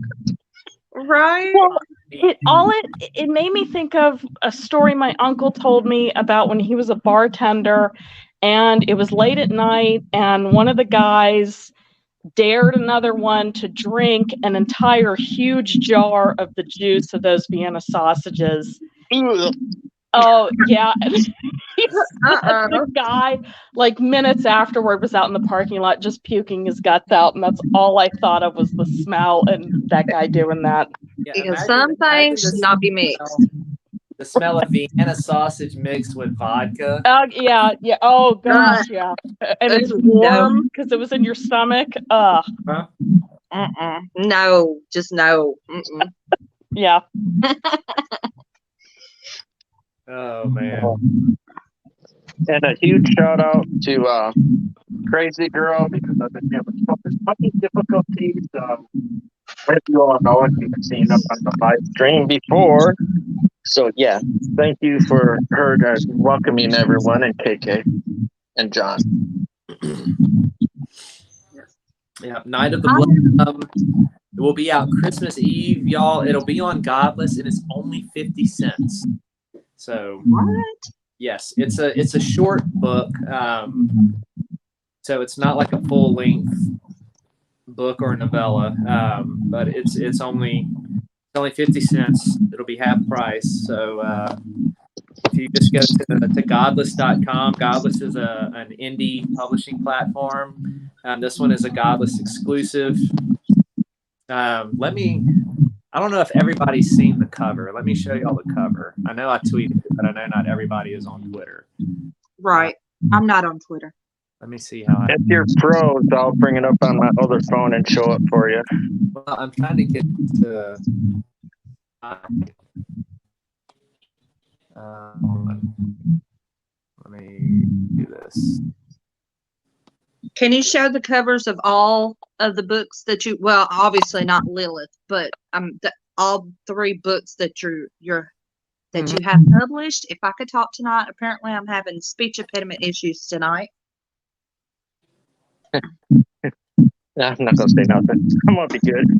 I know last night was even worse. It's like, holy crap. I'm gonna blame it on the rain. But anyways, can you show all the book covers?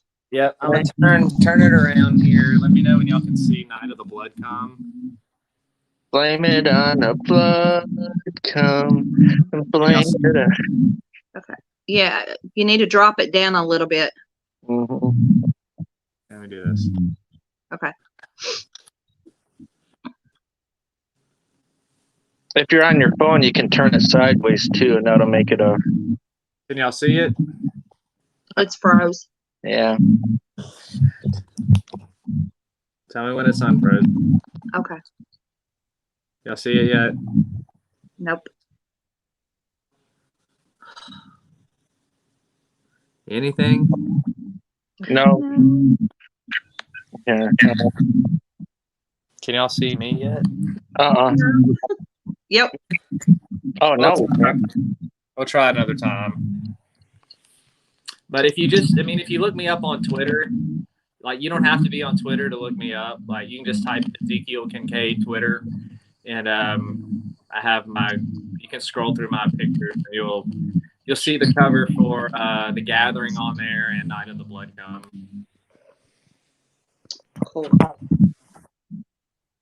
I don't know. I don't know. For one, I'm very grateful and thankful that you decided to get on here with Dustin and do Tuesday readathon because I've enjoyed it. I loved it. I thought it was awesome, and I liked learning the stories behind it, why you chose to do it. I love the characters, and they're each, just so remarkably different. Mm-hmm. And 2 was just freaking hilarious. Well, I got plenty of stuff, Dustin. If you ever want to do this again, I have more Oh yeah. horror stories, horror shorts, horror comedy shorts. Bethany, we need to read of the one I wrote for you, Bitch Bear. You want to say goodnight to Crazy Girl real quick because she's heading out. She's got to get up early in the morning. Hey, And Crazy John. Girl, Girl. thank you so much for being on here and helping us. And while you're on that topic, sorry to interrupt, but I've already received a few messages requesting and asking if it can be a Tuesday thing if you've got time. There might be times when you can't, but if you're available, people would love to be able to have this again. Yeah. Yes, we've got to have bitch boo. Bear. Bitch Bear. Yeah, there you go. That's it. Horror readings Tuesday by Zekiel, whether it's your books and personal encounters and all that. People really enjoy it. Well, good, man. Yeah, we'll do that. I got a bunch of stuff to pull from that's been published somewhere, one way or another. And Especially your funnier stuff. I love that you enhance your Louisiana accent. Yeah. And We were actually talking about that in chat. And we're going to put someone on the spot right here. Everybody, this wonderful lady right here, she also is very creative and talented. So maybe if we're lucky, her and Zeke both at different times, maybe she can share some of her writings that she's done and stories too. Yes, please. As a little bonus, if you all really show Zeke some love and Beth some love. Big love, big hearts. I'm not nearly on the same level as Zeke. No, I don't know. You come off with some pretty good questions. I was just like, Yes. no wonder they're together. I mean, yup. yeah, They're I a mean, perfect seriously. match. Beth is What'd I very do? ethereal. I just did Very something. ethereal. Mm-hmm. What am I doing? Good night, crazy girl. I love you. Good night, crazy girl. What did I just do? Oh, right I there. don't know. What did you do? There I we go. don't know. What did you do? My comments. What the heck? I don't know. What are you doing? If I back out, disappear. Keep it going. Okay. But yeah, what I may do for next time is I'll pick some of the shorts that I have published and I'll just read a short. Ooh, yes. We can do Bitch Bear next time. Bitch Bear, yeah. Is Andy's Uh-huh. boy? Yeah. Oh, you need to do that one. I don't There we know. go. We got it. I don't think I've ever submitted that one for publishing. Are you sure? Horrorbound may have published it. I need to check and see. I don't remember. I thought it was on a website. I Well, think what better way to share it and get all our opinions before you publish it? I'm just saying. I'm telling you all, you got to hear it. It's so gross. Ugh. Look, I'm intrigued. Oh, and then there's one. This one, I know I haven't got published. It's the New Orleans style pizza. That's a good one. That one has some gag-worthy scenes in it. It's made Bethany kind of. No, not like the po' boy. Oh, good. Listen, look. And what we'll do is we'll do Fat Andy's Shrimp Po' Boy next week, so we can watch Bethany gag. That's actually his favorite thing. It's kind of not funny, but he loves to see if he can get me to gag. He and his oldest son, they will send me pictures or videos or clips or just start talking and see how many times they can get me to gag or if they can get me to gag. He's like, okay, stop, please. I can't help it. Poor It's so Bethany. gross. And he said one day they said, "Oh, we want to show you something really sweet," and it was a close up of vomit. Right. Yeah, just stuff No. like that. Mm-mm. Mm. Bless your heart. She puts up with some stuff for me. Oh yeah. See? And you wonder why she sent you a picture of a frying pan. I love it. She's done more than that. I bet. Sounds like me and my husband. Actually, I've been sending him lately those 80s aerobic, the guys in like the short shorts and little like the short like belly shirt tank tops, and I've been telling him I'm gonna get him an outfit like that and sign him up for those classes. I'm going to send PPR a video for him to send to you, Bethany, for you to send. Just wait. Oh wait. Just wait. Oh my God. Like the shit I can't unsee, let me tell you. I can't wait. Uh-huh. Hold it. Let me see if I can do it while I'm on chat. It's like I'm serious. I had it sent to me the other day, and my husband was sitting beside me. I was like, "Oh hell no!" It's like, you got to see this, and he was like, "No, I can't unsee that." I was like, "Well, I can't either." But what you were talking about, it's right in line with it. Right in. Wait, now I'm intrigued. I can't wait. No, let me see if I can click over here. I've never tried.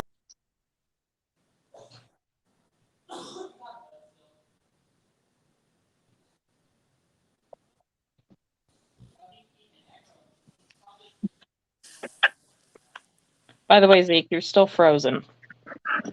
Oh well. As long as you can hear me. At least you have a great shot of your comics on your wall. Mm-hmm. My new Vampirella comics came in. Oh. And Still we frozen. all got a heck of a good compliment. Thank you, Grim Reaper Radio Show, which I visit his channel quite a bit. I really enjoy it. But there's his comment if you want to read it. Trying to read it. Oh. Oh. That's sweet. Oh, thanks, man. Glad you're enjoying it. Awesome. Yeah, actually, it was fascinating. Zeke, some of your inspiration, especially for Andy's po' boy, used to work in pest control. Mm-hmm. So, what is the most disgusting thing you've ever seen in pest control? Are y'all familiar with German cockroaches? Now, what is the difference between a German cockroach and the standard cockroach? So the German cockroaches, they're smaller, and they don't just come in and out of a house. Once they come in, they want to stay. They want to take up residence, unpack their bag, and mate and multiply and infest. Isn't that most cockroaches, though? No. Most cockroaches are in and out because of the weather. Okay. So especially the big cockroaches. So if you see a big cockroach in your house, you're not having an infestation. They're coming in and out because of the weather. Now the German cockroaches, they're smaller. They're a lighter brown. Their wings are a little more translucent brown. Okay. Those are the ones. They're nasty, and like you can get. The nastiest things I've seen in pest control have been German cockroach infestations, because when you get a lot of them together, you can actually smell them. What do they smell like? Smell this almost like a musty, rotting smell. Hell no. Like rotting, like flesh rotting like tomatoes rotting. It's a stench. It's like a rotting stench. A musty, rotting stench type of smell. Do they get as big as the hissing cockroaches? No, these are small. Oh, okay. So ones these are in the Florida kinds. are huge. Yeah. Yeah, no, these are small. And what they'll like to do, like we saw one of the nastiest jobs I did was we saw a German cockroach infestation at a hotel restaurant. And what they like to do is they like to all gather together in tight spaces. And so like where the counter met the top of the slab, like that little space, all along the bar, they were all crammed in there, just 10, 20, 30, 40, 50 feet long on this bar, all No. within the track. They were crammed in there. And you would pull out the drawers and they're all hanging out, running around in there. The cabinets, they're crawling everywhere. So we used I'd burn it down. this Mm-mm. we use this spray that's called like a flushing agent, and it looks like a can of WD-40 with a little nozzle on it, and we stick it. And a lot of times where if the backsplash where it goes up against the wall, if there's like cracks in there, they'll get down in there. And so they were all down in that too at this restaurant. So we stuck the nose of our flushing agent in there and just went all the way down. And it was like the wall just threw up cockroaches. I mean, Oh, hell no. they came out everywhere. And they're like falling off the wall, falling on the floor, doing their little death kick with their little legs like that. Oh man. And then we saw. So is this what you do as your other job? No, I'm a chaplain, but I did pest control for a while. No. That was how we got a lot of inspiration for some really disgusting stories. Yeah, Fat Andy Shrimp Boy. Oh God, yeah, that one. Has to do with roaches. Look, I can't do bugs. No. Oh, then you Nope. we're definitely doing that story next. Yeah. We're gonna see who gags first. Oh, I don't know. Me and Bethany's gonna be tied on this one. We're gonna be tied because I'm gonna tell you I about gagged the other night when you were talking about that one little spot in that cum book. I was like, Well, look, Dustin, when we're reading that story next Tuesday, you got to leave them unmuted so we can hear the reaction. Yeah, exactly. Lord. Well, Child, no. well, I can't send the little video that she sent me. So what I'm going to do is I'll open up the messages and do a video message of it to you. And yeah, thanks, Vickie. Thanks. What? I want to see it. What? I know. I got booted off trying to send it. I told Bethany I was going to send it to you so I could send it to her, and I got booted myself off. But I told you. Well, I haven't even seen it yet. It's already making me laugh. I'm not going to look at Santa Claus the same ever again. Let's put it that way. I thought I was bad for getting kicked out from seeing Santa because someone bet me $50. I want to sit on his lap and say, "Oh my, what a big candy cane you have!" Well, this is worse than that. Oh Lord! I told you. Neil said he couldn't see that shit. That's my husband. I've got to see it. God. Okay. Oh yeah, just wait. And it was my little baby cousin that sent it to me, and I was like, "Girl, no, you didn't." And I was like, "Why? Just why?" I was like, that's just so wrong. Oh man! Wait till you see it, Bethany. I can't wait for you to torture your husband. I tortured mine. It was funny. It was hilarious. I ain't even gonna lie. Oh, I can't wait. No, I really got to see it now. Yep. Oh Lord, have mercy. Dustin, honey, you was just caught in the crossfires. Well, when I pop off, what does it do? Does it allow you guys to still talk? Yeah. Yeah. Okay, I'll be back. Okay. Okay. Is he going to try to send it? Probably. I think that's what he's going to try to do. Does he send it in the comments? Oh, God, I hope not. You'll get I banned. don't want to look at it again Messages to myself. me. Look, see, Aurora says, I hate cockroaches. I'm going to do some torture videos of them when I get to another roach motel. No, just no. Look, I'm telling y'all, the first thing I do, if I go rent a hotel, I take a UV blue light. And I go in there and I look in the creases, and if I find bugs or if I flip down that sheet and I find spots on the sheets, I go and get a refund. I'm like, no, not today, Satan. Nope. Like, Well, so now how do you get German roaches in your house? Are those the ones that can like attach onto your clothes and purse and What? whatnot? There's ones that attach under your clothes? Yeah, like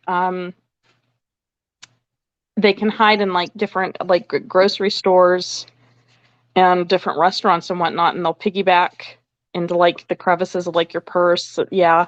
Yeah, the German roaches come in through the main way is packages and grocery bags. Yeah. So you usually find German roach infestations with people who have had like somebody moving and they've left their boxes in outside storage place for a while, or they order a package from somewhere and it has one in it. So they come in through packages. They don't come in through the outside. Oh, that's great. I'm going to start opening all my Amazon packages outside. So, yep, that's how they get in. No. What about like bed bugs? Like, I'm always scared to go stay in some of these hotels because I'm scared to death about bed bugs.